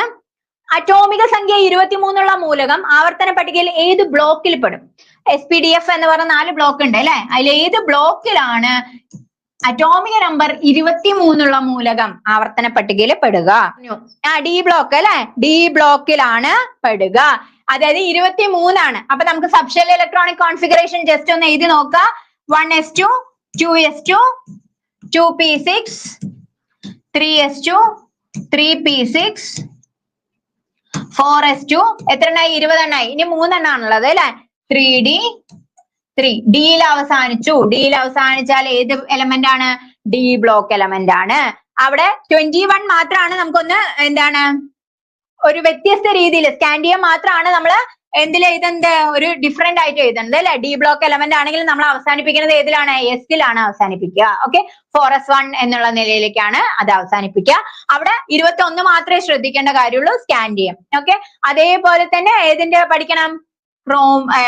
നമ്മുടെ ക്രോമിയത്തിന്റെയും കോപ്പറിന്റെയും 24ഉം 29ഉം പഠിച്ചു വെച്ചിട്ട് പോവാ. ഇതിന്റെ കോൺഫിഗറേഷൻ എങ്ങനെ വരും? ഈ സിയു ആണെങ്കിൽ 3Dയിൽ 10 എണ്ണവും ഇട്ട് കൊടുക്കണം, ബാക്കിയുള്ളത് എസിലേക്ക് പോകുള്ളൂ. ക്രോമിയം ആണെങ്കിൽ 10ന്റെ പാതി 5 അല്ലെ? ഡി എന്നുള്ള ഷെല്ലിൽ 5 എണ്ണം തേക്കണം, ബാക്കിയേ എസിലേക്ക് പോകുള്ളൂ. ഈ കാര്യം ഓർമ്മയിൽ ഉണ്ടാവണം. ഓക്കെ, ഇത് സാധാരണയാണ്. 23 വനേഡിയം ആണ്. അതിന്റെ ഏത് ബ്ലോക്കിൽ വരും? ഡി ബ്ലോക്ക് എലമെന്റ് ആണ്. ഡിയിൽ അവസാനിച്ചു, സോ ഡി ബ്ലോക്ക്. ഓക്കെ അല്ലെ? അതിൽ പ്രത്യേകിച്ച് കാര്യങ്ങളൊന്നുമില്ല. അവിടെ പഠിക്കേണ്ട 3 സ്പെഷ്യൽ കേസ് ഇതേ ഉള്ളൂ. ഒന്ന് സ്കാൻഡിയം 21, പിന്നെ എന്താണ് 24ഉം അതുപോലെ തന്നെ കോപ്പറും കേട്ടോ. കോപ്പർ, ക്രോമിയം, സ്കാൻഡിയം, ആ 3 എണ്ണത്തിനെയും കുറിച്ച് ഒരു അറിവുണ്ടെങ്കിൽ ആ ഭാഗത്തുള്ള മാർക്കൊക്കെ നമുക്ക് എന്ത് ചെയ്യാം? നമ്മുടെ കൈപ്പിടിയിൽ ഒതുക്കാവുന്നതേ ഉള്ളൂ. ഓക്കെ, ക്ലിയർ ആയി എന്ന് വിചാരിക്കണോ? ആർക്കെങ്കിലും മനസ്സിലാവാത്തവരുണ്ടെങ്കിൽ പറയാ കേട്ടോ. അറിയും എന്ന് പറഞ്ഞിട്ടാണ് കുറച്ച് സ്പീഡിൽ പോണത്. അടുത്തത്, ഇലക്ട്രിക് അയൺ ബോക്സിലെ ഹീറ്റിംഗ് എലമെന്റ് നിർമ്മിക്കാൻ ഉപയോഗിക്കുന്ന ലോഹസങ്കരം, അലോയ്. ലോഹസങ്കരം എന്ന് പറഞ്ഞു കഴിഞ്ഞാൽ അലോയ് ആണ് കേട്ടോ. ഇലക്ട്രിക് അയൺ ബോക്സിലെ heating coil, heating element. Okay, heating element നിർമ്മിക്കാൻ, ഹീറ്റിംഗ് കോയിൽ എന്ന് പറയുമ്പോഴേ ഒരു പേര് നമ്മുടെ മനസ്സിലേക്ക് വരും. ആ പേരാണ് ഇവിടുത്തെ ആൻസർ. ഡ്യൂറാലുമിൻ ആണോ, നിക്രോം ആണോ, അൽനിക്കോ ആണോ, ബെൽ മെറ്റൽ ആണോ? ഇവിടെ ആൻസർ അപ്പോഴേക്കും വന്നു കഴിഞ്ഞു. Very good. ഏതാണ്? നിക്രോം ആണ് അല്ലെ? നിക്രോം ആണ് എന്ത്? ഹീറ്റിംഗ് എലമെന്റ് അല്ലെങ്കിൽ ഹീറ്റിംഗ് കോയിലുകൾ നിർമ്മിക്കാൻ വേണ്ടി ഉപയോഗിക്കുന്ന അലോയ്. അലോയ് ഏതാണ്? നിക്രോം ആണ്. നിക്രോം എന്തൊക്കെ ചേർത്തിട്ടാണ്? അപ്പൊ വരുന്ന ഒരു ക്വസ്റ്റ്യൻ ഇതാണ്, ഹീറ്റിംഗ് കോയിൽ നിർമ്മിക്കാൻ ഏത് അലോയ് ആണ് യൂസ് ചെയ്യുക എന്ന് ചോദിച്ചാൽ നിക്രോം. ഇനി എന്തൊക്കെ ചേർത്തിട്ടാണ് നിക്രോം ഉണ്ടാക്കിയെന്ന് ചോദിച്ചു വെച്ചാൽ നിക്രോമിന്റെ പേര് തന്നെ നിക്കലും ഉണ്ട്, ക്രോമിയം ഉണ്ട്. നിക്കൽ, ക്രോമിയം, അയൺ, എഫ് എന്ന് പറഞ്ഞു വെച്ചാൽ അയൺ, കാർബൺ. നിക്കലും ക്രോമിയവും അയണും കാർബണും ചേർത്തിട്ടാണ് എന്തുണ്ടാക്കിയിരിക്കുന്നത്? നിക്രോം ഉണ്ടാക്കിയിരിക്കുന്നത്. നിക്രോം എന്തിനു വേണ്ടിയിട്ടാണ്? ഹീറ്റിംഗ് കോയിലുകളുടെ നിർമ്മാണത്തിന് വേണ്ടിയിട്ടാണ് നിക്രോം ഉപയോഗിക്കുന്നത്. ഓക്കെ അല്ലേ? നിക്രോം ഉപയോഗിക്കുന്നത് ഹീറ്റിംഗ് കോയിലുകളുടെ നിർമ്മാണത്തിന് വേണ്ടിയിട്ടാണ്. അൽനിക്കോ വളരെ വളരെ പ്രധാനപ്പെട്ട മറ്റൊന്നാണ്. സ്ഥിരകാന്തങ്ങളുടെ നിർമ്മാണത്തിന് ഉപയോഗിക്കുന്ന അലോയാണ് അൽനിക്കോ. സ്ഥിരകാന്തങ്ങളുടെ നിർമ്മാണത്തിന് ഉപയോഗിക്കുന്നു. അലുമിനിയം, നിക്കല്, cobalt, iron. Aluminium, nickel, cobalt, iron എന്നിവ ചേർത്തിട്ടാണ് അൽനിക്കോ ഉണ്ടാക്കിയിരിക്കുന്നത്. Alnico aluminium, nickel, cobalt, iron. Alnico എന്തിനു വേണ്ടി ഉപയോഗിക്കുന്നു? സ്ഥിരകാന്തങ്ങൾ നിർമ്മിക്കാൻ വേണ്ടി ഉപയോഗിക്കുന്നു. ഓക്കെ, അപ്പൊ അവിടെ ക്രോമിയം ഒക്കെ തന്നിട്ട് നമ്മൾ ഒന്ന് തെറ്റിക്കാൻ നോക്കും. തെറ്റിക്കരുത്. അൽനിക്കോ അലുമിനിയം, നിക്കൽ, കൊബാൾട്ട് അത് അൽനിക്കോ എന്നുള്ള പേരിൽ കിട്ടും. അല്ലാതെ ഉള്ളത് പിന്നെന്താണ്? ഇരുമ്പും കൂടെ ചേർത്തിട്ടാണ് അൽനിക്കോ ഉണ്ടാക്കിയിരിക്കുന്നത്. കാന്തം അല്ലേ, കാന്തത്തിന് എന്ത് വേണം? ഇരുമ്പ് എന്തായാലും വേണം അല്ലെ. അപ്പൊ അതിന്റെ കൂടെ വരുന്നത് ഇരുമ്പാണ് എന്ന് പഠിച്ചു വെക്കുക. അൽനിക്കോ. ഇനി ഡ്യൂറാലുമിൻ എന്ന് പറഞ്ഞു കഴിഞ്ഞു വെച്ചാൽ നമ്മുടെ കോപ്പർ, മഗ്നീഷ്യം, മാംഗനീസ്, അതുപോലെ തന്നെ അലുമിനിയം. വലിയ അളവിൽ അലുമിനിയം, ബാക്കി ചെറിയ ചെറിയ അളവിൽ കോപ്പറും മഗ്നീഷ്യവും മാംഗനീസും കൂടെ ചേർത്തിട്ടാണ് ഡ്യൂറാലുമിൻ ഉണ്ടാക്കിയിരിക്കുന്നത്. പിന്നെ ബെൽമെറ്റൽ എന്ന് പറഞ്ഞു കഴിഞ്ഞു വെച്ചാൽ നമ്മുടെ അമ്പലമണിയൊക്കെ ഇല്ലേ, ബെൽമെറ്റൽ ട്ടോ. ബെൽമെറ്റൽ ഉണ്ടാക്കിയിരിക്കുന്നത്, ബെൽമെറ്റൽ എന്ന് പറഞ്ഞാൽ നമ്മുടെ മണികളൊക്കെ, അമ്പലത്തിലെ മണിയൊക്കെ എന്താണ്? ഓടാണ് അല്ലെ. ഓട്, ബ്രോൺസ് ആണ്, വെങ്കലമാണ്. വെങ്കലം ഉണ്ടാക്കുന്നത് എന്തൊക്കെ വെച്ചിട്ടാണ്? കോപ്പറും ടിന്നും ചേർത്തിട്ടാണ്. Copper plus tin. ടിന്ന് പറയുന്നത് വെച്ചാൽ SN ആണ് ടിന്ന്. അപ്പൊ കോപ്പറും ടിന്നും ചേർത്തിട്ടാണ് ബെൽമെറ്റൽ. ബെൽമെറ്റൽ എന്നൊക്കെ തരുമ്പോ നമുക്ക് പേടിയാവും അല്ലെ. ബെൽമെറ്റൽ എന്ന് പറഞ്ഞാൽ ഒന്നുമില്ല, എന്താണ്? ബ്രോൺസിനെയാണ് ചോദിക്കുന്നത്, നമ്മുടെ അമ്പലമണി ട്ടോ. ഓക്കെ, അപ്പൊ ബെൽമെറ്റൽ എന്തുകൊണ്ടാണ്? കോപ്പറും ടിന്നും കൊണ്ടാണ്. ഇനി കോപ്പറും സിങ്കും ആണെങ്കിൽ, കോപ്പറും സിങ്ക് ZN ആണെങ്കിൽ എന്താണത്? നമ്മുടെ പിച്ചളയാണ് ട്ടോ. പിച്ചളയാണ് എന്ന് പഠിച്ച് വെക്കും. ഓക്കെ അല്ലേ? ഇതുവരെ നമ്മുടെ ചാനൽ സബ്സ്ക്രൈബ് ചെയ്യാത്തവരാണെങ്കിൽ സബ്സ്ക്രൈബ് ചെയ്യുക. തൊട്ടടുത്തുള്ള ബെൽ ബട്ടൺ കൂടെ എനേബിൾ ചെയ്യുകയാണെങ്കിൽ നമ്മുടെ ഇൻഫർമേഷൻ വീഡിയോ ആയാലും നമ്മൾ ഇരുന്ന ക്ലാസ്സുകളായാലും ഒക്കെ പെട്ടെന്ന് തന്നെ നിങ്ങൾക്ക് നോട്ടിഫിക്കേഷൻ കിട്ടും. അതുപോലെ തന്നെ നമ്മുടെ ക്ലാസ്സുകൾ ഇഷ്ടമാവുകയാണെങ്കിൽ ലൈക്ക് ചെയ്യുക, ഫ്രണ്ട്സിലേക്ക് കൂടെ ഷെയർ ചെയ്ത് കൊടുക്കുക. പിന്നെ കമന്റുകൾ തീർച്ചയായിട്ടും ഇടുക. അപ്പോഴേ ഞങ്ങൾക്ക് എന്ത് ചെയ്യാൻ പറ്റുള്ളൂ? ഇംപ്രൂവ്മെന്റ് ഉണ്ടാവുള്ളൂ. ഓക്കെ, അപ്പൊ തീർച്ചയായിട്ടും നിങ്ങളുടെ കമന്റ്സ് ഒക്കെ പ്രതീക്ഷിക്കുന്നു. ഓക്കെ അല്ലേ? അപ്പൊ ഹീറ്റിംഗ് എലമെന്റ് നിർമ്മിക്കാൻ ഉപയോഗിക്കുന്ന ലോഹം ഏതാണ്?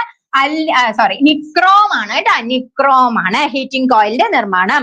അൽനിക്കോ സ്ഥിരകാന്തങ്ങളുടെ നിർമ്മാണം. എന്തൊക്കെ ചേർത്തിട്ടുള്ള അലോയ് ആണെന്നും പഠിക്കണം. ഈ നിക്രോം പഠിച്ചു കഴിഞ്ഞു വെച്ചാൽ നമുക്ക് എന്തും കിട്ടും? സ്റ്റെയിൻലെസ് സ്റ്റീലും കിട്ടും കേട്ടോ. സ്റ്റെയിൻലെസ് സ്റ്റീലും എന്തുകൊണ്ട് തന്നെയാണ്? നിക്കൽ, ക്രോമിയം, അയൺ, കാർബൺ തന്നെയാണ് സ്റ്റെയിൻലെസ് സ്റ്റീലും. ഓക്കെ അല്ലേ? അടുത്ത ക്വസ്റ്റ്യനിലേക്ക് പോവാണ് കേട്ടോ. താഴെ പറയുന്നവയിൽ ഏതിനാണ് ശബ്ദത്തിന്റെ വേഗത ഏറ്റവും കൂടുതൽ? ശബ്ദത്തിന്റെ വേഗത, ശബ്ദത്തിന് സഞ്ചരിക്കാൻ ഒരു മാധ്യമം ആവശ്യമാണ് അല്ലെ. അത് എന്താണ്?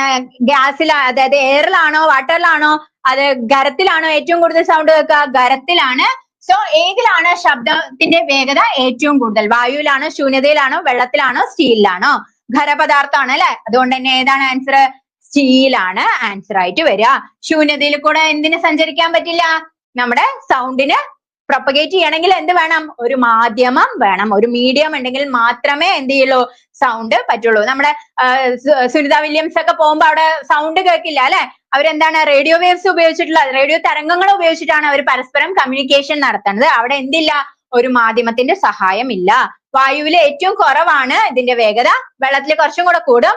ഇനി നമ്മുടെ ഖരപദാർത്ഥങ്ങളിലേക്ക് വരുമ്പോഴാണ് സൗണ്ടിന്റെ വേഗത ഏറ്റവും കൂടുതൽ ഉണ്ടാവുക. പിന്നെ സൗണ്ടിന്റെ നമ്മുടെ ഓഡിയോ റേഞ്ച് എത്രയാണെന്ന് ചോദിക്കാം.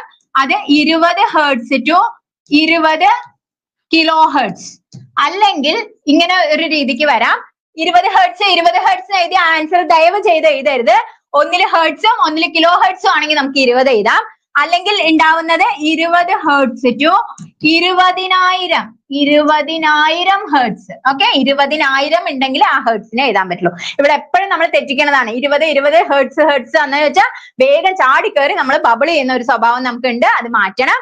ഇവിടെ ഹെർട്സും രണ്ടും 20 ആണെങ്കിൽ ഇപ്പുറത്ത് നോക്കണം കിലോ ഹെർട്സ് ഉണ്ടോന്ന്. ഇനി അഥവാ ഇല്ലെങ്കിൽ ഏതാണ് ശരി? 20 ഹെർട്സിനും 20,000 ഹെർട്സിനും ഇടയിലാണ് നമ്മുടെ ഓഡിയോ റേഞ്ച് എന്ന് പറയുന്നത്. ഇതിന്റെ താഴെയും ശബ്ദങ്ങളുണ്ട്, ഇതിന് മുകളിലും ശബ്ദങ്ങളുണ്ട്. ഇതിന്റെ താഴെയുള്ള ശബ്ദങ്ങളെ നമ്മൾ ഇൻഫ്രാസോണിക് ശബ്ദങ്ങൾ എന്ന് പറയും. ഇതിന് മുകളിലുള്ള സൗണ്ടിനെ നമ്മൾ അൾട്രാസോണിക് സൗണ്ട് എന്ന് പറയും. ഓക്കെ, വലിയ വലിയ ആന, ജിറാഫ്, പ്രാവ് ഒക്കെ ആണെങ്കിൽ ഏത് സൗണ്ടാണ്? ഇൻഫ്രാസോണിക് സൗണ്ട് ആണ് പ്രൊഡ്യൂസ് ചെയ്യുന്നത്. വലിയ വലിയ ആൾക്കാരൊക്കെ ചെറിയ സൗണ്ട്. ഇനി ചെറിയ ചെറിയ നിശാശലഭങ്ങള്, വവ്വാല് ഒക്കെ ആണെങ്കിൽ അൾട്രാസോണിക് സൗണ്ട് ആണ് പ്രൊഡ്യൂസ് ചെയ്യുന്നത്. അതേപോലെ തന്നെ അൾട്രാസോണിക് സൗണ്ട് ഉപയോഗപ്പെടുത്തുന്ന ഒന്നാണ് സോണാർ.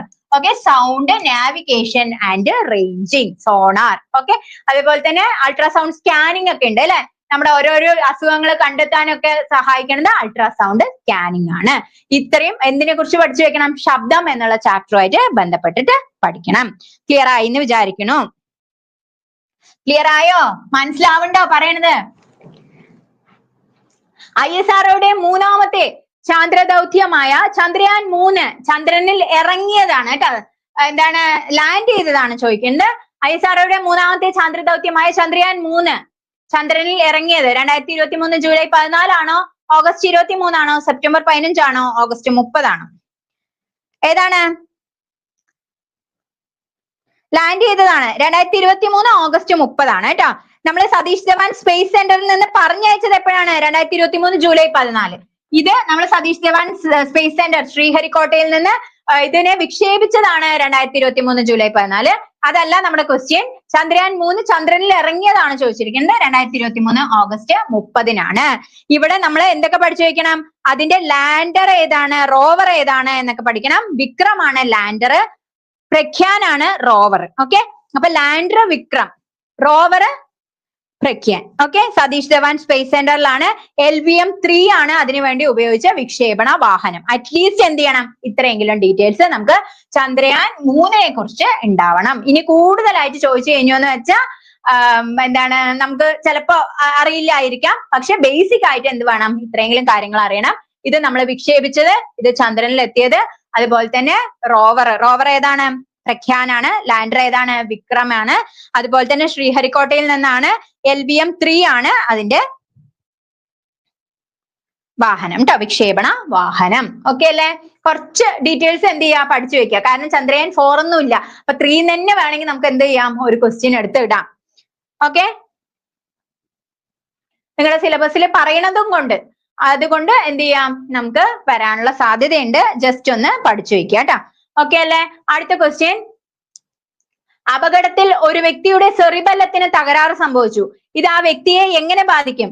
ഐച്ഛിക ചലനങ്ങളുടെ നിയന്ത്രണം ഇല്ലാതാകുന്നോ, ശരീരത്തിന്റെ തുലന നില പാലിക്കപ്പെടുന്നില്ലയോ, അതോ ഹൃദയസ്പന്ദനം നിലച്ചു പോവോ, ഓർമ്മയ്ക്ക് തകരാറ് സംഭവിക്കോ? എന്തിനാണ്? സെറിബെല്ലത്തിനാണ് സംഭവിച്ചിരിക്കുന്നത് കേട്ടോ. സെറിബെല്ലത്തിന് സംഭവിച്ചാൽ എന്താണ് നടക്കുക? സെറിബെല്ലത്തിനാണ് സംഭവിച്ചിരിക്കുന്നത്. എങ്ങനെയാണ് സംഭവിക്കുക? ഐച്ഛിക ചലനങ്ങളെ നിയന്ത്രിക്കുന്നത്. ഐച്ഛികം പറഞ്ഞാൽ നമ്മുടെ ഇച്ഛയോടുകൂടി നടക്കുന്നത് അല്ലെ. നമ്മുടെ ഇച്ഛയോടുകൂടി നടക്കുന്നതിനെ നിയന്ത്രിക്കുന്നത് എന്താണ്? സെറിബ്രമാണ്. അപ്പൊ ഇതല്ല സെറിബ്രം. ഇനി ശരീര തുലന നില പാലിക്കാൻ അല്ലെ, സമസ്ഥിതി പാലനം, ശരീര തുലന നില പാലിക്കാൻ സഹായിക്കുന്നത് എന്താണ്? ലിറ്റിൽ ബ്രെയിൻ എന്നറിയപ്പെടുന്ന സെറിബെല്ലമാണ്. ലിറ്റിൽ ബ്രെയിൻ എന്നറിയപ്പെടുന്നു അല്ലെ. ലിറ്റിൽ ബ്രെയിൻ എന്നറിയപ്പെടുന്ന സെറിബെല്ലമാണ് ശരീര തുലന നില പാലിക്കാൻ നമ്മളെ സഹായിക്കുന്നത്. അപ്പൊ ഇവിടെ സെറിബെല്ലത്തിന് എന്തെങ്കിലും തകരാറ് സംഭവിച്ചാൽ നമുക്ക് ശരീര തുലന നില പാലിക്കപ്പെടുന്നില്ല. അതുപോലെ തന്നെ നമ്മൾ മദ്യമൊക്കെ കഴിച്ചു കഴിഞ്ഞു വെച്ചാൽ നമ്മുടെ ശരീര എന്താണ് തുലന നില നമുക്ക് നിലനിർത്താൻ പറ്റില്ല അല്ലെ. അപ്പൊ മദ്യമൊക്കെ കഴിച്ചാൽ ബാധിക്കുന്ന ഭാഗം ഏതാണെന്ന് ചോദിച്ചാൽ നമ്മുടെ ലിറ്റിൽ ബ്രെയിൻ എന്നറിയപ്പെടുന്ന സെറിബെല്ലത്തെയാണ്. ഇനി അനൈച്ഛിക പ്രവർത്തനങ്ങൾ, നമ്മുടെ ഛർദി, ചുമ, തുമ്മല് പോലെയുള്ള നമ്മുടെ കൺട്രോളിൽ ഇല്ലാത്തതിനെയൊക്കെ നിയന്ത്രിക്കുന്നത് ആരാണ്? മെഡുല ഒബ്ലോങ്കേറ്റ ആണ്. തലാമസിന്റെ കാര്യം പഠിക്കുമ്പോൾ പെയിൻ കില്ലേഴ്സ് ഒക്കെ നമ്മുടെ അങ്ങോട്ടേക്കും ഇങ്ങോട്ടേക്കുള്ള സംവേദങ്ങളെയൊക്കെ കൺട്രോൾ ചെയ്യണതാണ്. റിലേ സ്റ്റേഷൻ ആണ് ഏത്? തലാമസ് എന്ന് പറയുന്നത്. തലാമസ് ആണ് നമ്മൾ പെയിൻ കില്ലർ ഒക്കെ കഴിക്കുമ്പോൾ നമ്മുടെ വേദന കുറയും അല്ലെ.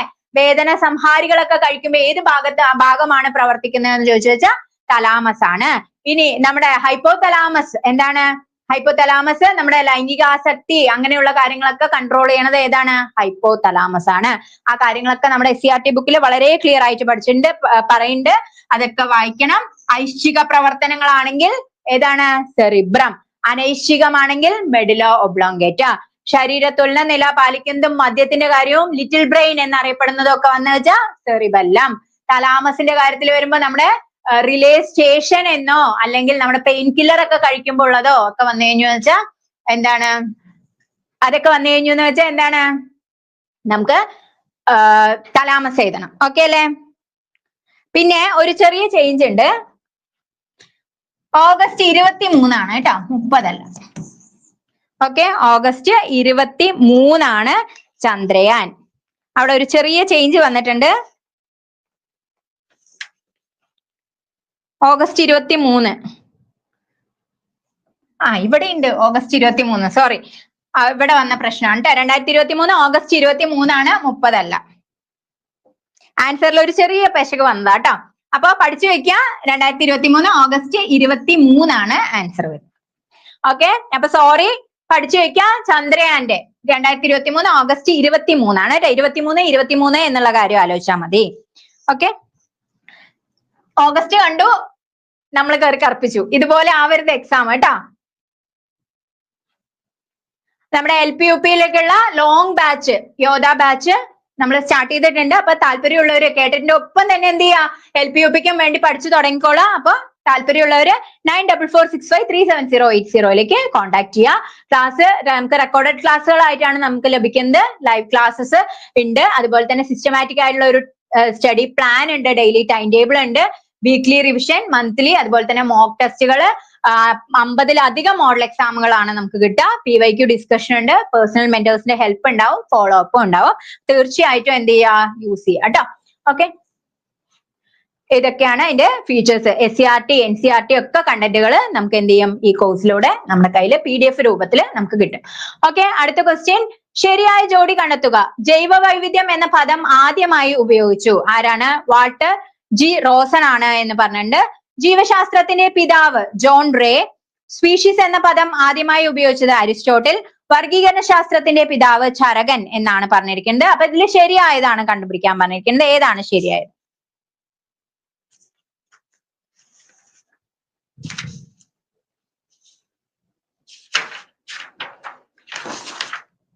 ഏതാണ് ശരിയായിട്ടുള്ളത്? ജൈവ വൈവിധ്യം എന്ന പദം ആദ്യമായി ഉപയോഗിച്ചത് അല്ലെ, വാൾട്ടർ ജി റോസൺ എന്നുള്ള കാര്യമാണ് ഇവിടെ ശരിയായിട്ട് വരുന്നത്. ജീവശാസ്ത്രത്തിന്റെ പിതാവ് ആരാണ്? ജീവശാസ്ത്രത്തിന്റെ പിതാവ് അരിസ്റ്റോട്ടിലാണ് കേട്ടോ. അരിസ്റ്റോട്ടിലാണ് ജീവശാസ്ത്രത്തിന്റെ പിതാവ് എന്ന് പഠിച്ചു വെക്കുക. സ്പീഷീസ് എന്ന പദം ആദ്യമായി ഉപയോഗിച്ചത് ജോൺ റേ ആണ് കേട്ടോ. സ്പീഷീസ് എന്ന പദം ആദ്യമായി ഉപയോഗിച്ചത് ജോൺ റേ ആണ്. വർഗീകരണ ശാസ്ത്രത്തിന്റെ പിതാവും ദ്യുനാമ പദ്ധതിയൊക്കെ ആവിഷ്കരിച്ചത് കാൾ ലിനേയസ് ആണ്. ഓക്കെ, കാൾ ലിനേയസ് ആണ്. ഇനി സസ്യശാസ്ത്രത്തിന്റെ പിതാവ് ചോദിക്കുകയാണെങ്കിൽ തിയോഫാസ്ട്രസ് ആണ് കേട്ടോ. അതൊക്കെ എന്ത് ചെയ്യാ, പഠിച്ചു വയ്ക്കുക. John Ray. അപ്പൊ ഇതില് ജൈവ വൈവിധ്യം എന്ന പദം ആദ്യമായി ഉപയോഗിച്ചു എന്നുള്ളതാണ് ശരി. ജീവശാസ്ത്രത്തിന്റെ പിതാവ് അരിസ്റ്റോട്ടിൽ. സ്പീഷീസ് എന്ന പദം ആദ്യമായി ഉപയോഗിച്ചു ജോൺ റേ. വർഗീകരണ ശാസ്ത്രത്തിന്റെ പിതാവ്, അതുപോലെ തന്നെ ദ്യുനാമ പദ്ധതി, ബൈനോമിയൽ നോമൻക്ലേച്ചർ ഒക്കെ എന്താണ്, കാൾ ലിനേയസ് ആണ് കേട്ടോ. ഇനി 5 കിങ്ഡം ക്ലാസിഫിക്കേഷൻ ചോദിക്കുകയാണെങ്കിൽ RH വിറ്റാക്കർ ആണ് 5 കിങ്ഡം ക്ലാസിഫിക്കേഷൻ. 6 കിങ്ഡം ആണെങ്കിൽ കാൾ ബൗസ് ആണ് കേട്ടോ. കാൾ ബൗസ്, വിറ്റാക്കറും കാൾ ബൗസും. 5 kingdom Whittaker, Carl Woese 6 kingdom. Okay അല്ലേ? അടുത്ത ക്വസ്റ്റ്യൻ, ഒരു സ്റ്റോറേജ് ബാറ്ററി ചാർജ് ചെയ്യുന്ന അവസരത്തിൽ വൈദ്യുതിയുടെ ഏത് ഫലമാണ് പ്രയോജനപ്പെടുത്തുന്നത്? ഏത് ഫലമാണ്? രാസഫലമാണ് കേട്ടോ. സ്റ്റോറേജ് ബാറ്ററി എന്നൊക്കെ പറയുമ്പോൾ എന്താണ്? രാസഫലം എന്ന് നമുക്കറിയാം അല്ലെ. ഒരു സ്റ്റോറേജ് ബാറ്ററി ചാർജ് ചെയ്യുന്ന അവസരത്തിൽ വൈദ്യുതിയുടെ ഏത് ഫലമാണ്? രാസഫലമാണ് പ്രയോജനപ്പെടുത്തുന്നത് എന്ന് പഠിച്ച് വെക്കും. അടുത്ത ക്വസ്റ്റ്യൻ, മനുഷ്യ ശരീരത്തിന്റെ കുടൽ ഭിത്തിയിൽ വെച്ച് ചില ബാക്ടീരിയകൾക്ക് ഈ ജീവകം നിർമ്മിക്കാനാവും. അതിനാൽ ഭക്ഷണത്തിലൂടെ ലഭിക്കേണ്ട ഈ ജീവകത്തിന്റെ അളവ് കുറഞ്ഞാലും അപര്യാപ്തത വരുന്നില്ല. ഇവിടെ പരാമർശിക്കുന്ന ജീവകം ഏതാണ് എന്നാണ് ചോദിക്കുന്നത്. ചില ബാക്ടീരിയകൾ നമ്മുടെ കുടലിന്റെ ഭിത്തിയിൽ വെച്ച് ഇത് നിർമ്മിക്കുന്നു എന്ന് പറയണു. ഏത് ജീവകമാണ് എന്ന് ചോദിച്ചു കഴിഞ്ഞു വെച്ചാൽ ജീവകം K ആണ് കേട്ടോ. ജീവകം K ആണ് എന്ന് പഠിച്ചു വെക്കുക. അപ്പൊ Kയുടെ അളവ് ഇത്തിരി കുറഞ്ഞാലും എന്തില്ല, നമുക്ക് പ്രശ്നമൊന്നും വരില്ല. കാരണം നമ്മുടെ കുടലിന്റെ ഭിത്തിയിൽ എന്ത് നിർമ്മിക്കപ്പെടുന്നുണ്ട്? K നിർമ്മിക്കപ്പെടുന്നുണ്ട് കേട്ടോ. ഓക്കെ അല്ലേ? ക്ലിയർ ആയോ? അടുത്ത ക്വസ്റ്റ്യനിലേക്ക് പോവാണ്. ജന്തുജന്യ രോഗമായ മഞ്ഞപ്പനി പരത്തുന്ന രോഗാണോ മഞ്ഞപ്പനി? മഞ്ഞപ്പനി പരത്തുന്നത് ഏതാണ്? വൈറസ് ആണ് കേട്ടോ. മഞ്ഞപ്പനി പരത്തുന്നത്. അപ്പൊ ഫംഗസ് രോഗങ്ങൾ, വൈറസ്, ബാക്ടീരിയ ഒക്കെ പഠിച്ച് ക്ലിയർ ആക്കി വെക്കുക. അപ്പൊ വൈറസ് ആണ് മഞ്ഞപ്പനി പരത്തുന്നത്. അടുത്ത ക്വസ്റ്റ്യൻ, അടുത്തത് നിങ്ങൾക്ക് എല്ലാവർക്കും അറിയുന്നത് തന്നെയാണ്. കേരള സർക്കാരിന്റെ കീഴിലുള്ള സാമൂഹ്യനീതി വകുപ്പ് BPL വിഭാഗത്തിൽപ്പെടുന്ന പ്രായമായ പ്രമേഹ രോഗികൾക്ക് സൗജന്യമായിട്ട് ഗ്ലൂക്കോമീറ്റർ നൽകുന്നത് ഏതാണ്? വയോമിത്രമാണോ മന്ദഹാസമാണോ? മന്ദഹാസം പല്ലി വെച്ച് നൽകണതാണ് അല്ലെ. അപ്പൊ അത് വിട്ടു. വയോമധുരമാണോ വയോ അമൃതമാണോ? ഏതാണ്? മധുരം. പ്രമേഹം അല്ലെ, പ്രമേഹമാണ്. അതുകൊണ്ട് തന്നെ ഏതിലേക്ക് കണക്ട് ചെയ്യാ? മധുരം. വയോ മധുരമാണ് എന്ത്? BPL വിഭാഗത്തിൽപ്പെടുന്ന പ്രായമായവർക്ക് കേരള സർക്കാരിന്റെ സാമൂഹ്യനീതി വകുപ്പ് കൊടുക്കുന്നത്. ഓക്കെ അല്ലേ? ക്ലിയർ ആയി എന്ന് വിചാരിക്കണോ? അടുത്ത ക്വസ്റ്റ്യനിലേക്ക് പോവാണ്. ആറ്റത്തിന്റെ പ്ലം പുഡിംഗ് മാതൃക ആവിഷ്കരിച്ചത്, ആറ്റത്തിന്റെ പ്ലം പുഡിംഗ് മാതൃക ആരാണ്? JJ തോംസൺ ആണ് കേട്ടോ. പ്ലം പുഡിംഗ് മാതൃക. ഇലക്ട്രോൺ കണ്ടുപിടിച്ചു, ഇലക്ട്രോൺ കണ്ടുപിടിച്ചതും JJ തോംസൺ ആണ്. ജെയിംസ് ചാഡ്വിക് ഇവിടെ ഓപ്ഷൻ ഉണ്ട് അല്ലെ. എന്താണ് കണ്ടുപിടിച്ചത്? ന്യൂട്രോൺ, ന്യൂട്രൽ ചാർജ് ആയ ന്യൂട്രോൺ കണ്ടുപിടിച്ചത് ജെയിംസ് ചാഡ്വിക് ആണ്. റുദർഫോർഡിന്റെ കാര്യം പഠിക്കുമ്പോ ന്യൂക്ലിയസ് കണ്ടുപിടിച്ചു, ന്യൂക്ലിയസ്. പ്രോട്ടോൺ, അതുപോലെ തന്നെ സൗരയൂഥ മാതൃക, സൗരയൂഥ മാതൃക ആവിഷ്കരിച്ചത് റുദർഫോർഡ് ആണ്. സൗരയൂഥ മാതൃക ആവിഷ്കരിച്ചു. അതിനൊക്കെ ഈ ന്യൂക്ലിയസും പ്രോട്ടോണും കണ്ടുപിടിക്കാൻ വേണ്ടി അദ്ദേഹം നടത്തിയ ടെസ്റ്റ് ആണ് ഗോൾഡൻ ഫോയിൽ ടെസ്റ്റ്. ഓക്കെ, അപ്പൊ ഗോൾഡൻ ഫോയിൽ ടെസ്റ്റ് നടത്തി ന്യൂക്ലിയസും പ്രോട്ടോണും കണ്ടുപിടിച്ചു, സൗരയൂഥ മാതൃക ആവിഷ്കരിച്ചു. അതാണ് എന്ത്? റുദർഫോർഡ്. ഈ ഭാഗങ്ങളൊക്കെ എന്ത് പഠിക്കണം? ഈ ഒരു ചാപ്റ്ററുമായിട്ട് ബന്ധപ്പെട്ട് പഠിക്കണം.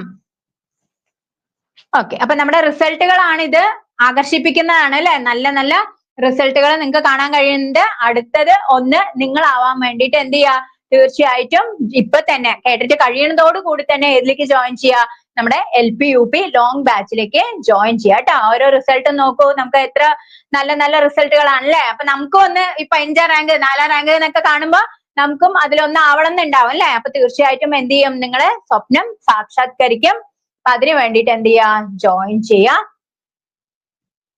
LP UPയുടെ ലോങ് ബാച്ച് എന്ത് ചെയ്യുന്നുണ്ട്? നമ്മൾ സ്റ്റാർട്ട് ചെയ്യുന്നുണ്ട്. ഓക്കെ, അതുപോലെ തന്നെ കേട്ടറ്റില് കഴിഞ്ഞ കുറെ കേട്ടറ്റുകളിലായിട്ട് കേരളത്തിലെ തന്നെ ഏറ്റവും വലിയ വിജയമാണ് നമ്മൾ നേടിക്കൊണ്ടിരിക്കുന്നത്. ഇപ്രാവശ്യത്തെ കേട്ടറ്റിലും അതെന്താണ്? ഉറപ്പ് തന്നെയാണ് കേട്ടോ. തീർച്ചയായിട്ടും നമ്മൾ തന്നെയായിരിക്കും ഏറ്റവും കൂടുതൽ വിജയം കരസ്ഥമാക്കുക. അതിന് എന്ത് ചെയ്യുക? നന്നായിട്ട് പഠിക്കുക. ഓക്കെ,